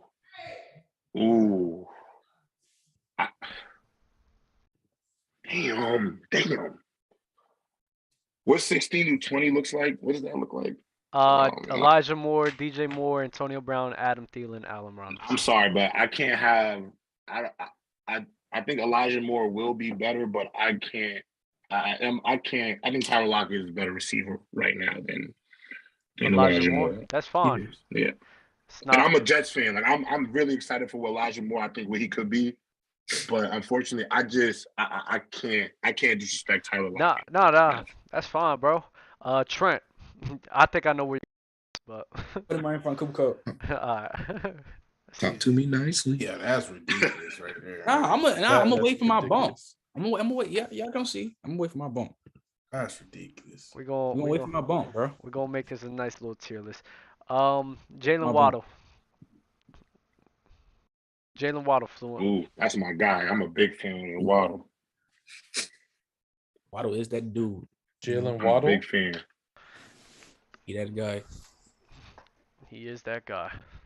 I'm a big fan of Jalen Waddle. Jalen Waddle. Oh, Jalen Waddle. So I'm just looking at the list. Hold on. All right.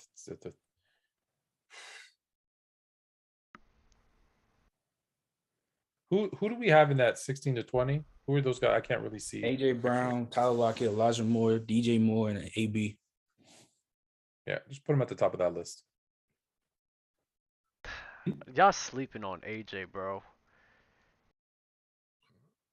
How low do we got AJ Brown at this point? Bro, he's at 17. That's bro. nasty. That's AJ's way That's better nasty. than that.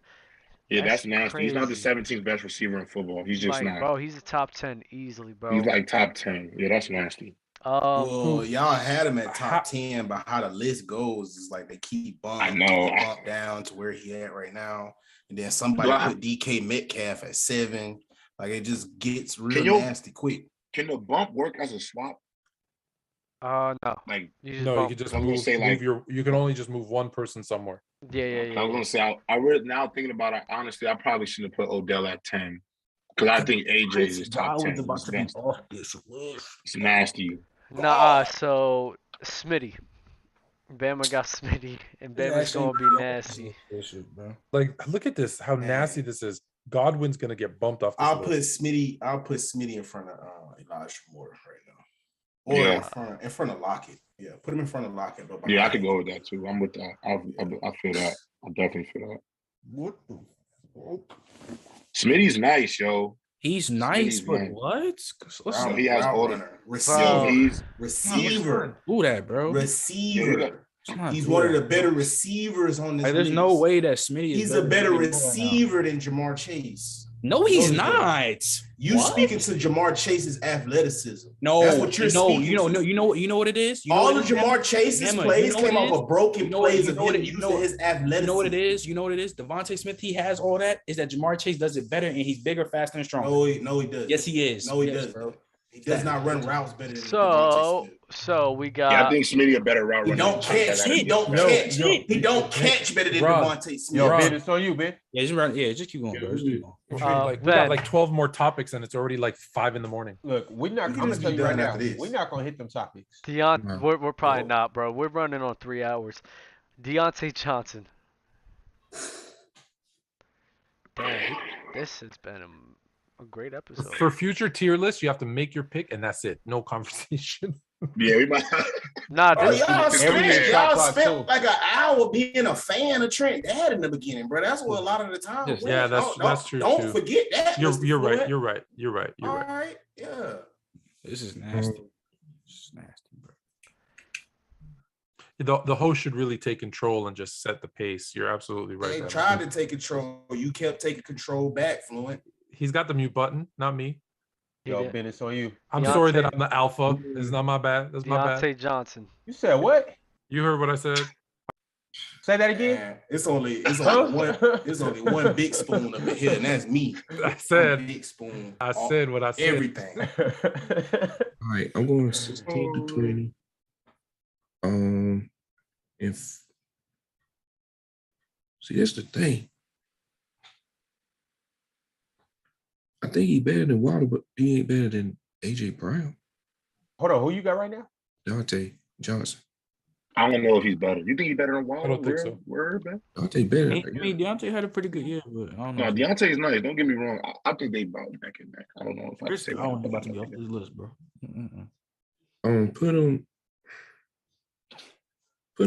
Put him ahead of Waddle. Put him ahead of Waddle.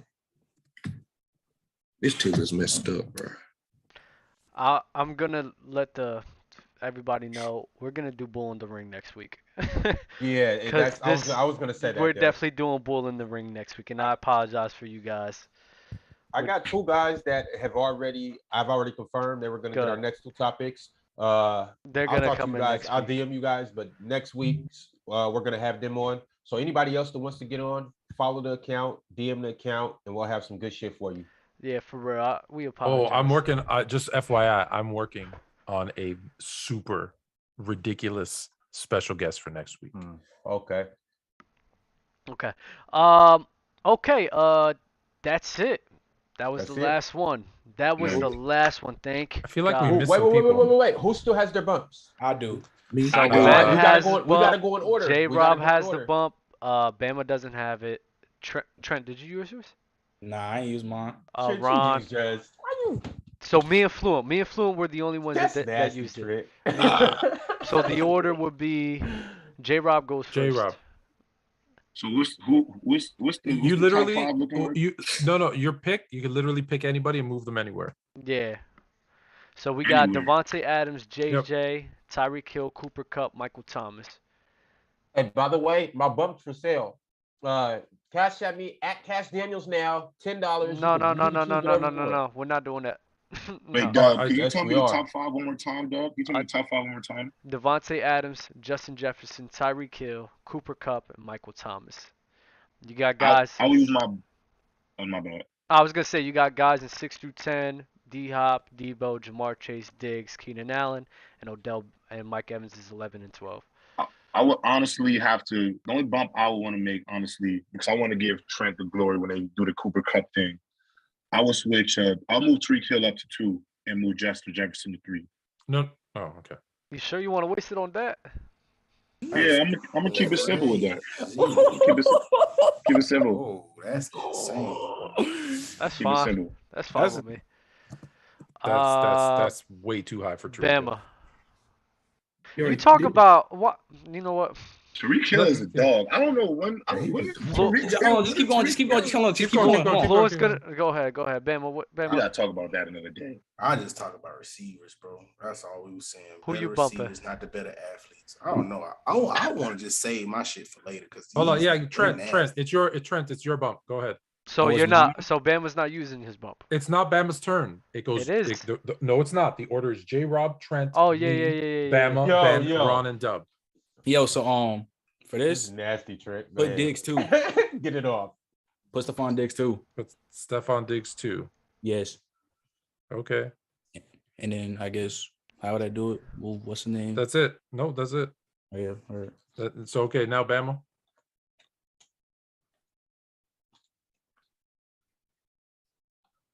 Where is Chris? Swap, because Ron still got to go. Swap MT and Tyreek Hill. You can't swap. You can't touch Tyreek Hill. You can only move. Oh wait, you can. That's my He can't put Michael Thomas 3, I think. Actually, no, you can't touch Stephon Diggs because he was a swap. You can't swap Tyreek Hill because he was a swap. So the only people you can move are Devontae Adams, Justin Jefferson, or no, not even Justin Jefferson. I bumped Justin Jefferson up one round, put him behind Cooper Kupp. That's just crazy. Oh, you did? Oh, okay. That was just a nasty bump. You can move Devontae Adams to 5. Man, that's about the only thing you do. That's the only thing you do in the top 5. I'm just saying the only. Oh, that's the only thing I do in the top 5. Yeah, swap Devontae Adams and Cooper Kupp. You can't swap them. You can only push Devontae Adams to number 5. That's so disgusting. So you want to push? We should start doing swaps. No, we're never gonna do swaps. This is the way we do it. Devontae Adams is gonna get pushed all the way back to 5. That's what you want to go on. That's the hill you want to die on. No. Yo, how could we even do that, y'all? Nasty. How can we just go? Hold on. It's whatever. They undefeatedly got this list beyond nasty, bro. So fuck it. Stephon Diggs is a number 2 receiver in the league where he only got 7 yards in the playoff game. And Tyreek Hill never led the league in nothing. No statistical. You don't have to lead. You don't have to lead. Glorified retirement. Ramsey told us glorified. You don't have to lead the league. You don't have to lead the league. So basically, you just got to catch kids' eyes. Then you don't have to dominate. You don't have to dominate no more. Because Jordan was the best off dominating. What are you talking about, Bam? Before this season, he wasn't top 10. What are we talking about? We about to just move. We're about to just skip your bump. Are you gonna bump anybody? He's not bumping. He said he's not bumping though. Bro, I'm not bumping. The list is done, bro. Go do what y'all want to do. Y'all got it. Y'all got the list beyond nasty, bro. Oh wait. Ben's about to make it mucky. Go ahead, Ben. I know what Ben's gonna do. I know what Ben's just don't want to put Kupp up there, bro. No, I'm moving DJ Moore up. Oh, okay. Oh my God, I thought you was gonna. Yeah, I'm moving DJ Moore up to 16 to 20. Switch DJ Moore and Devontae Smith. You can't switch. I can only put him in front of Devontae Smith. That's what you want me to do? Yeah, I guess. How is Michael Thomas at 6? Oh, he won't be there. Okay. Go, Ron. He up 7. He ain't gonna be there. Ron, go ahead. Because Diggs is the number 2 receiver and Hill is the number 3 receiver in the league. That's how Diop get to 7. Diggs is super elite. Hill could be top 3, bro. So you want to put Godwin in this list? You want to put Godwin in this list? What are you doing, Ron? I'm gonna go ahead. See, the thing about it is, Jamar Chase is really my guy, and I really want to just move him up to 6. But I don't want to disrespect D-Hop. Debo has been balling. So I'm going to just move Michael Thomas. Move him to number 10. That's it? You only move? I thought you moved like 20. I can live with that. Nah. All right. This is our tier list. Damn. Oh, I hate this list. Here, cut this clip for Dub. Cut this clip. This tier list, I hate this list. I'm not gonna cut that, but you clip that. But yeah, this is our tier list. This was a headache of a tier list. My God. Yeah, 11 to 15 is crazy. Yo, Chris Godwin on this list is funny. Boy. Yeah. That is funny. Man, Diggs is the number 2 receiver in this league, bro. He top 3. Oh man. Tyreek Hill's top 3 to me. I don't have him. He top 5. Tyreek Hill, he in my Top 10. Trey, Top 10. Tyreek Hill's a cheat code. He's bro. a top He was 10. a flat-out Damn, you cheat the code. same one. Come on, bro. You saying Smitty better than Jamar Chase? How many? Bro, how many this top, is how a many better top, receiver. Ron, how many topics do we No, have? Are that's we what gonna I do said, one a more? better Or no receiver. more. He the better. And We could do one more start bench cut. J-Rob, since you're already on here, you're basically a guest of the show. Yo, So what? We're gonna need your top 5 receivers since we're doing a receiver episode, and then we're gonna need your top 5 running backs after this next topic we do. J-Rob, Yeah. J-Rob, you've been a great guest. Amazing. I appreciate y'all having me. I Hey, appreciate y'all. J-Rob, were you at TSU with my guy Keenan, wide receiver coach, or no? I might have been, but I played DB there. He might have been. Oh, okay. Trying to remember. Okay. What year was he there? Last year was his first year with Coach Okay, George. no. I wouldn't have been there. I graduated You're not from there no more? TSU in 2020. Oh, okay. Yeah, I graduated from school 2 years ago. So I graduated in 2020. Oh. Wait, Doug, you on my list right? You on my full list right now of receivers? No. We're gonna do a start bench first. cut, and then that'll be Yeah. Damn, this show has been crazy. You know what? We're not gonna do the start bench cut. We're gonna do which player would you rather have in their athletic prime. No. I like the start bench cut. All right, okay. Keep all those other topics for next week because Got you. All right, we didn't get to any of bench them. cut. We have Cooper Kupp, Tyreek Hill. Nah. But for real, though, on a serious note, we talked about them enough. We talked about receivers. We got Nick Chubb, Dalvin Cook, Alvin Kamara. Can I address something? No. I find it funny how Bama and Fluent lean on talent for other guys, but then when it comes to a specific other person, they just refuse to do it. It's just funny, bro. I lean on talent for all of them, Doug. Hold on. Bro, you're not What did let I tell you in the beginning? What do I lean on the most? I say that the skill gap that y'all sit there and talk about. There's no way this that dude Cooper Kupp's is the top not that big of a 5 difference. talent, bro. There's no way. 100%, That's just based off no your way. feelings, though. That's It's based not off about your feelings. feelings. It's not about He's the top production. 5 most talented receiver in football. He's just not. Okay, just Let not, me- let bro. me- Can I address the question? That's where them stats come Yeah, into He play. said, he said my name. When He you said my name. debate how we are right now about, is he athletic? Is he this? Now you lean on the stats because it's a debate. Obviously, it's a debate. So Bama, are we going off just one season or are we just talking about in general? You can even go in general. Look at his career in general. Top 5. You going with career? Look at you just got Career. OBJ. He just I have compared OBJ. OBJ and Mike Thomas. I ain't have OBJ. And if you go off OBJ career, his only career was his first 4 years. After that, he went straight down. You told me Every about year, what's the Michael difference Thomas between got his better. first 4 Yeah, and you have to use Michael Thomas got better. There's a huge difference. The only There's reason he didn't injury. produce this year is just one injury. And now You have to use more He He context. played for 2 You have to years, use more man. context when we talk about Odell. Okay, Because Odell so- in his prime got hurt. He was on a way worse team. And again, injuries messed up his early in his career with the Giants a lot. All right, I'll just to answer your question, Dub, since you put me in there. I don't only look at production and stats. I look at skill. I look at my eye test. I look at production and stats. I look at everything. Yep. However, I weigh them differently, I think, than you guys, because one of the things for me, you guys want to take, situation. Well, if he was in this situation, if he was in that situation, sorry, they're not. So I can't, that's too hypothetical. That's too subjective. So Yeah, when but I I think look at a that- guy, hold on, I'm just saying, I'm telling him how I rate people. So I look at their route running, their blocking, which none of you guys ever look at. I look at how they're, have they catch, not you, I'm not saying everyone, I'm saying in general. Can they catch the ball? Do they catch in traffic and all that kind of stuff? But I also look at production because just because you're faster than me, trust me, there almost every player. I've told you this a million times. Almost every player I'm on my gonna stop you. basketball. I'm gonna stop you right Hold there. on, I'm let gonna me stop. finish. No.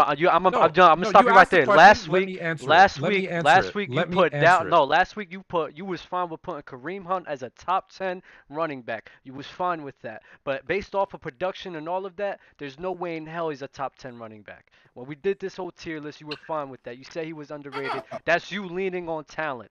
That's you he leaning on produces at the talent. rate of a top Hold on. 5 running back. The rate, he his d- production isn't there. Period. If you Yes, saw what he his did, yes, talent he level did. is yes, it what was. puts him. His talent But hold level on. is what No, puts his him in that production of stratosphere. 5.5 yards a carry. puts him at there. 5 point? That's actually what I brought up last week was his yards per carry. Jesus So let me finish. Christ. So I look at all of those and I weigh them accordingly.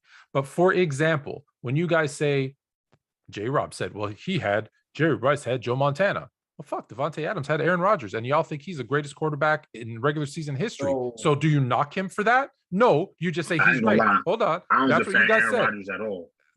That's what I'm saying. So for me, I look at all of it, and yes, production matters. And I'm going to go back to what I was going to say. Every single player on my high school basketball team was bigger, stronger, faster than me, could jump higher than me. But guess who's the one who got the scholarship? Guess who was the one that got paid to play? Me. Why? Because it's not just about talent and skill and athleticism. It's about intangibles too. Wait, hold on, Trent. And I will be fine. I will be fine with you saying that 100% if you was at least consistent with that throughout your whole entire time, but you're not. And first of all, Kareem Hunt did not average no 5.5. He averaged 4.9. So let's dead that right there. We're not doing this.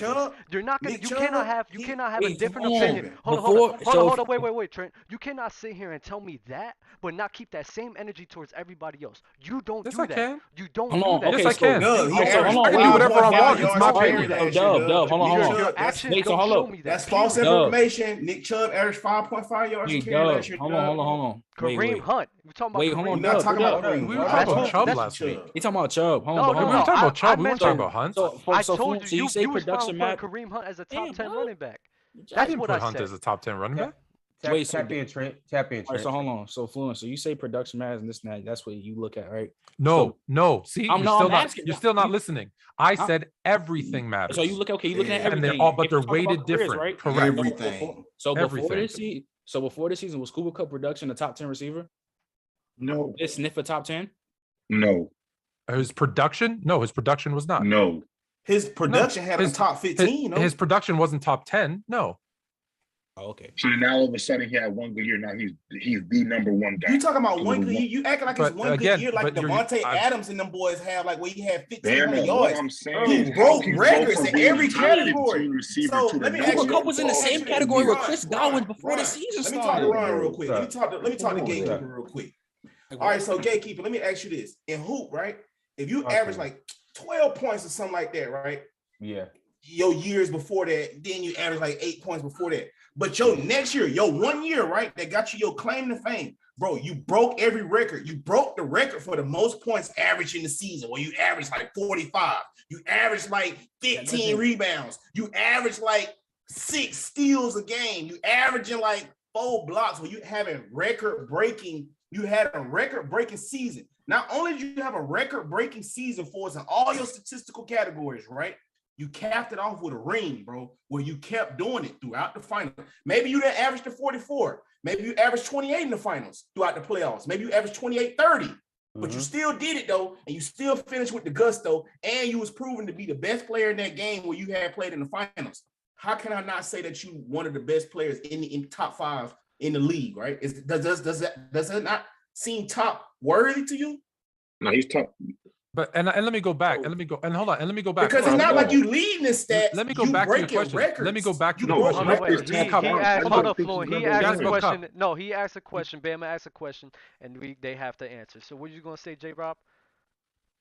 No, I don't think Bama's take is wrong. I think this is where the discrepancy with me and Bama and Fluent is coming from is that I don't think Kupp is not top 5. I just don't think he's number 1. And so the fact that I'm debating why I don't think he's number 1, I think it does get taken as like I think he's just an average dude. And I don't feel that way about Cooper Kupp at all. Then I mistakenly put you with Dub that he's not top 10. No, so that's he is top 5. I ain't finna do like that. If you got him top 5, I respect that, bro. If somebody want to see it one more time. Yeah, but how he dominated the game, he did some Jordan shit this year. But yeah, like that was like Jordan stuff this year. Bro. Let me go back. Let me go back because Trent asked me a question, and when you said like last season, Kupp was top 15, and again, like I said, sure he was top and you're saying, oh, he has one good season. Yeah, but this was his first season with a top 10 quarterback where he was the featured receiver. So what he did, So what he did as the number 1 receiver in this Rams offense with Matthew Stafford, if you don't rank him top 5, then I don't know what you're watching because I have him. He was already in the conversation for top 10 in terms of route running and blocking. He was a top 12 producer, top 50 producer the year before when he was the number 2 option on his team. Hold on. Okay, first of all, he was not top. He didn't sniff a top 10 before the season started. Second, I said top Top 15. 15. I said top I 15. don't. That's even debatable. That could be debatable. He was That could be 12th. debatable. He was 12th in yards, and then you start adding in the skill even stuff. debatable. But when I say I said this He was season. 12th. Hold on, he was 12th in the league in yards as a number 2 option. So like, I'm saying I don't have him. I'm saying in general, when I see every receiver healthy this season, of course he's the best receiver in the league. I got him 6 to 8. I don't think there's a problem having him having 6 to 8. I just think when healthy, he's not better than D-Hop or Mike Thomas that come through NFI. right. But that is based on you don't feel he's as athletic as them. No, correct? I say he's not a better player not a better receiver than them. They're more complete than them. What do you mean? What do you mean by complete? Like if Is he better? Are they better blockers? Like Are they significantly better route runners? Significantly better route runners? Do they have significantly better hands? Not than D-Hop. No. So when people are that close, what's the deciding factor? Production. Of 1 year? If we go off career, We're talking about right now. We're talking about right now. I said y'all could give me right now. I'm talking about in general, not just this season. In general, if you go off career with Mike Thomas, he's not touching. They're not in the same combo. If Cooper Kupp and DeAndre Hopkins, both of them boys finish with at least 12,000 yards, it wouldn't be blasphemous for somebody to say Cooper Kupp was better than DeAndre Hopkins throughout his years when he played. Because this is what I tell people. This is when I compare my running backs. When I compare my running backs, if a running back broke 2,000 yards throughout his career, it's hard for me to say another running back better than him, right? Especially if they both had 10,000 yards. Fred Taylor called the 10,000 yard club. As long as them boys break 10,000 yards, right? The next is based off of eye test, the other intangibles and everything else, right? So if I brought up a running back like Chris Johnson, if I said Chris Johnson was better than LaShawn McCoy, that's not crazy to say because CJ2K ran for 2,500 yards. He was better than him. $2,000. You see what I'm saying? Yeah, 2,000. So now if Kupp and DeAndre Hopkins both finish at 12K, right, for their career, I can look back on 2021, right, and be like, bro, Cooper Kupp had the greatest, most dominant season for a receiver, bro. So but we know this already. DeAndre Hopkins, I could take DeAndre Hopkins. But okay, but hold on. But we know this already. But I'm saying in general, especially if you go off career and resume and body of work, he does not, and they're not in the same, category. But Hopkins played like twice as many years. Even before the season, he had the same stats. Chris Godwin. Compare Hopkins' first 4 years to Kupp's first 4 years. No. I still got it. Wait, can I say one thing? Go ahead, bro. Yeah. So I do like your point, man, because I do think you have a great. Because I do think honestly, and I love to choose Fred Taylor because Fred Taylor, in my opinion, don't get nearly enough respect as a running back in the NFL as he should have. Because Fred Taylor is a bona fide Hall of Famer. Hall of Famer. At the numbers, the only reason Fred Taylor ain't in Canton, Ohio yet is because he played for the Jacksonville Jaguars. Yep. And he even said it himself, I probably should have left, but I played running back and I need to secure that money. And I never disrespect a man for securing his bag. Yep. But I do say in the argument of like when you said DeAndre Hopkins and Cooper Kupp, I love the point of the 12,000, but I would only argue this, and this is why I was talking to Fluent about situation. The first 4 years of DeAndre Hopkins' career, he's having 1,000 yards with Tom Savage and 1,500. Blake. What's the dude named Brock Osweiler? Like he was playing with bums and still getting 1,000. And I'm not saying that. But can I pause you there to say something? That gotta be impressive. It is impressive, but can I pause you to say something there too?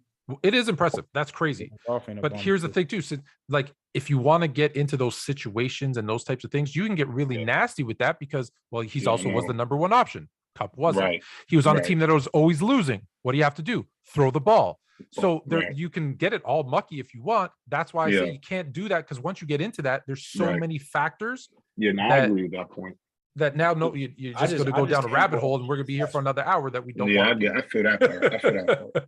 But a lot of this stuff is always. I don't want to be here for another hour too, because it's the opinion. So, like, when you like a certain guy, you gotta Yeah, you're right. That goes two and two. It's Yeah, not that even. goes two and It's two. not even about liking, bro. It's about recognizing the situation.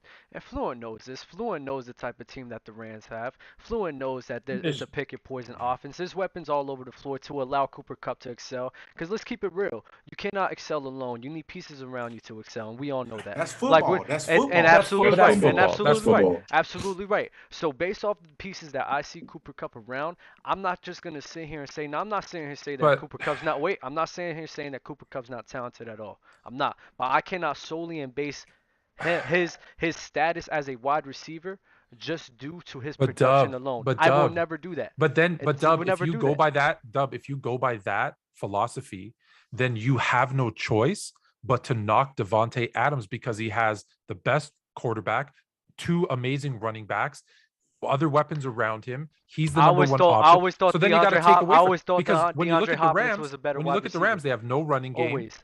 They had no running game. They did had- have a good running game. Daryl The Henderson Rams was have there. a good running game. The Rams had a good running game when Daryl Henderson was there. They were able to run the ball. You're gonna say no? This season, Yes, they had a good man. running game. It wasn't was- It was trash. mixy. It wasn't It trash. was all right. You're It not was gonna sit here and mixy. say it They was got better when trash. Cam Akers. I'm just- I just- The season, K-Makers came back for one game. Come on. Yeah, we came back in the playoffs. You're not they gonna looked a little sit. bit You're better, not gonna sit here when but- Daryl They did not Henderson have. was They did there. not Nah, have. it was- Were you? that it was- Rams was it were trash? not known for Were their you run worried? defense, yo. Were you It'd be worried hard about to the? talk Were Was you it worried? trash? Were you worried It about was the a Rams running pass-happy game? team. It was pass-happy Were you team. worried But it about the wasn't Rams running trash. game? You're not gonna Were sit you here and say worried it was about trash. it? Do you think defensive coordinators? You played DB. Would they? Do you think defensive teams were Yeah, worried but- about the running game? But at that time, No, it wasn't. that wouldn't Come have been the key. The Come key on. would have been the pass. The pass if you played the Rams. It wouldn't have been that running. So, but that's what I'm saying. So to say that he had pieces around him and all these other things to distract them, pick your poison. I don't think You're that's basing really the it case. off of More one so running than game any. and not the whole Hold wide on. receiver talent. Don't make me Hold bring on. up what you told me on the phone, bro. Hold on. Don't make me bring that up. Not more so than any other team. What? Not. Are you What? Mark? With the system that they just had in play, You think the Rams have a better receiving core than with than the system? the Hold Bengals? on. With the system that the coach just said that he had in play, with the quarterback that they have, with Odell Beckham, Robert Woods, and Tyler Higbee, you're not gonna sit here and say that that wasn't one of the top offenses in the league, off a system and the talent alone. I'm not saying It's- it's not it's one of the top altogether- offensives in the league, but what I'm saying is you can't knock Cup for that because I'm not there's so knocking many Cup. other I'm teams not that have the knocking same Cup. thing. The only You thing are. I You tell said- you, the only you thing did. the main thing I You the did main knock thing him. the main thing I knock Cooper Kupp is every time when I watch his tape is the same exact thing. Who cares? Stop and it. over Stop again. it. It's the same exact thing, bro. Yeah, every time I see Kareem do, all he does is sky hooks. Stop it. If you My can't point- stop it, that's on you, not It's a on whole me. different position. Don't my even bring point is- Kareem not on into me. this. My point No. is, even though Dub is losing me, bro, he lost me. I ain't gonna lie to you. But all I'm saying is, bro, like just for me, how I look at body of work, like what you do on the field, like film, like I go off everything, bro. Like if I'm not finna say he top 5 or even top 3 off one season. Now I get people get at me for the whole Jamar Chase thing. Why I would take him over Cooper Kupp, but it's literally the same logic. But I have more reasoning to that. But I'm just saying in general, I just don't think he's just more of a complete receiver than that top 5. He's 6 to 8 for me. I don't think that's bad. I just think as a player comparisons, if we do a player comparison, I just don't have him better than them 5. All right, I think you y'all. got to be in the 5 only because the Triple Crown is such for a this it's season, a feat. for this Like season. it's a rare club to be in. Like it's like the rarest club to be in for a wide receiver. Just for this season. He get another 1,300 or something like Hey, that. it starts with 1. You got to get that first season out the way. Yeah. We just gotta see, bro. Yo, we right. got another super chat from GK says. GK says he said all on the same roster together. What's the depth chart? He's talking about the start bench cut, but I'm gonna give you guys one more opportunity to get around to this. Otherwise, we just gonna have to, No, let's Call start it bench what? cut and go It's- and be done. it's- Let's start bench cut. We're running on Yeah, 3.5 I'm down. Let's do hours. start bench cut. All right, Ben, we're gonna start with you, bro. It's already in order for me. Go ahead, bro. Nick Chubb, Dalvin Cook, and then I'm gonna trade Alvin Kamara. Okay. Who's what is it again? Who is it? Nick Chubb, Dalvin Cook, Alvin Kamara. All right, so I'm going to start with a shout out to LeBron James handpicking a super team and not making the playoffs. With 10 teams in the play-in tournament, you stink. Oh my God. So I'm going to go with what is that about? Alvin. I'm going to go with Alvin. Who was it? Alvin Kamara. What? Tell me one more time. Chubb, Alvin Kamara, Chubb, and Dalvin Cook. start Alvin Kamara. I'm gonna bench Chubb, and I'm gonna cut Dalvin Cook because I don't like Dalvin Cook because he's in the NFC North, and I never choose anybody in the NFC North. Whoever wants to go next. I'm starting Alvin Kamara. I'm benching Dalvin. I'm trading Nick Chubb. I'm the same as Ford. I'm starting Kamara. I think that's the no-brainer of the three. And then you bench Nick Chubb, and then I cut Dalvin Cook. Emma? Ooh, that's tough. So I'm gonna go Nicky. Start that boy Nicky. Spell him with Alvin Kamara, and I'll trade Dalvin Cook, get a little bit more. I hate to do that, but I'll trade Dalvin. It's hard though. It's a hard three though. It's a hard three. Yeah. That's a hard three. I ain't gonna lie. Who you got? I got what do you call? I'm gonna start Cook, bench Kamara, and then I have to cut Nick Chubb. Surprise. But I would like to ask you, Fluent, right? Somebody actually brought this to my attention. When we did the draft, with all the current players, you said you cut Cook, right? Yeah, I cut Cook. Yeah. Why did you draft Dalvin Cook over Alvin Kamara and Nick Chubb? When we did the draft, I don't know. Why did you draft? You did. I must not have realized they were available. You had the third pick. I didn't. What draft did we do? I don't even remember. We did an all current. You had an all current. We did an all current team draft, and you picked Dalvin Cook over Alvin Kamara and Nick Chubb. Why? I don't know. I made a mistake. Wasn't paying attention. This is why I say I just can't mess with you sometimes because you just don't stay consistent, bro. Like you just don't stay consistent. I wasn't paying attention. Come on, bro. You was. I know you was. I probably wasn't. I wouldn't have picked Alvin Cook over Alvin Kamara. You did. If I was paying attention. You already did, brother. All right, Ron, you got it. You know what? Oh, I know why. No, hold on. We were saying for this season, and I said because Alvin Kamara ain't gonna be playing and be in jail. No. That might have been the only thing. That wasn't it. But nice little try to weasel out of that. Yeah, I don't know. I made a mistake. J-Rob, what's your top five, brother? Unlike you, Dub, I'm a human and I make mistakes. Top five. What's your top five, J-Rob? Wide receivers. Quarterback, wide receiver. Make him do DBs. He's a DB. And DBs. Yeah, we could do that. Top five DBs, top five running backs.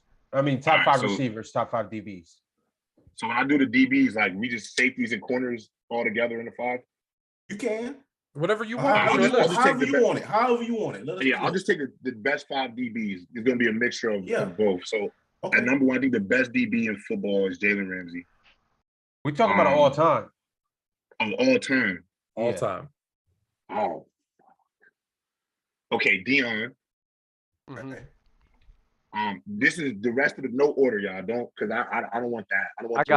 I got you. Dion.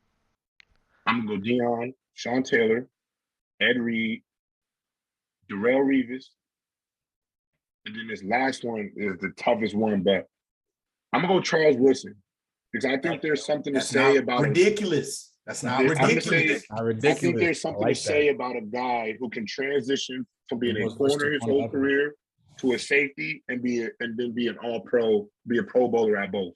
There's something to say about that. So I'll give Charles Woodson. And then I guess my honorable mention outside looking in, Palomalu, maybe what's my guy's name? Cam Bailey. They might be my outside looking in them too. And then for wide receivers, all time, Randy Moss, number one. I go Jerry Rice. T.O. I think T.O. is a top five all time.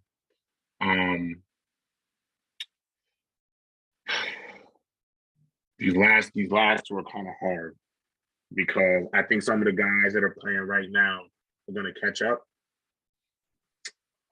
These last two, I can't think. Maybe I put Julio in my top five all time. I put him somewhere in the mix, and I think my last receiver would be.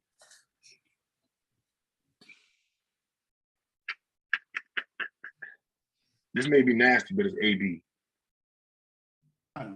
This may be nasty, but it's AB. These are my top five. Now we get that a lot.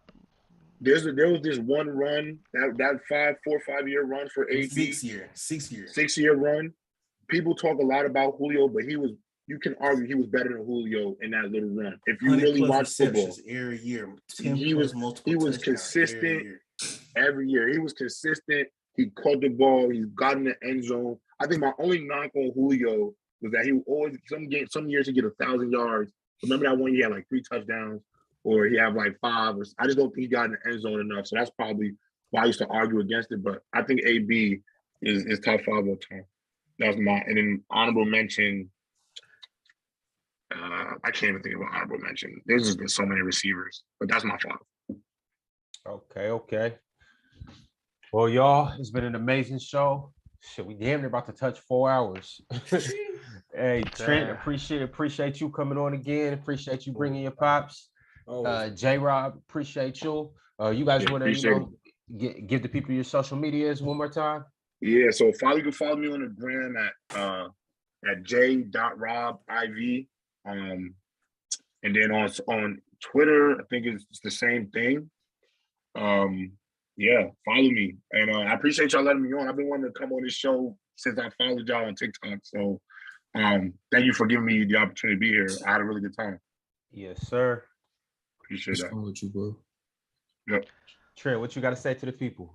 I appreciate everybody bringing me back again. Shout out to the Players Choice Discord. That's where all the debates is at. So we get at it. So where all the ideas stuff sometimes come from. I always appreciate y'all having me back. It was always fun. That's it. Yeah. Thanks for coming out here and telling Bama how nasty he is. Fluent, what's up? You tight with Kia Nurse like that, J-Rob? That's my girlfriend of 6 years. Come on now, for real? Swear to God. We're gonna talk later, man. Yeah. I just say thanks for coming on, J-Rob, man. Yeah, no doubt. Yeah. Let's chop it up. Yeah, follow me on Instagram. Let's chop it up. I just did. Follow me back so we can. I got you. Yeah, that's good. Let me know when you're coming back. Yeah, I'll be back actually second week of May. Okay, cool. I'll be in Florida, but then when I get back, we'll. All right, let's do it. Because have you lived here before or no? Yeah, I actually just moved there. You did? Oh, okay. I'll tell you all the good places to go. I'll tell you all the good places to go. All right. Appreciate it. I got nothing. Follow Fluent_chill. We got y'all don't notice. We got some very, very, very, very, very, very, very, very, very big news coming from Fluent and Chill, with me and Chilltown 32. Big news coming, I want to say next week. So stay tuned for that. Big news. Fluent. When is the next episode? Fluent and Chill? Yeah. It'll air Friday. Friday?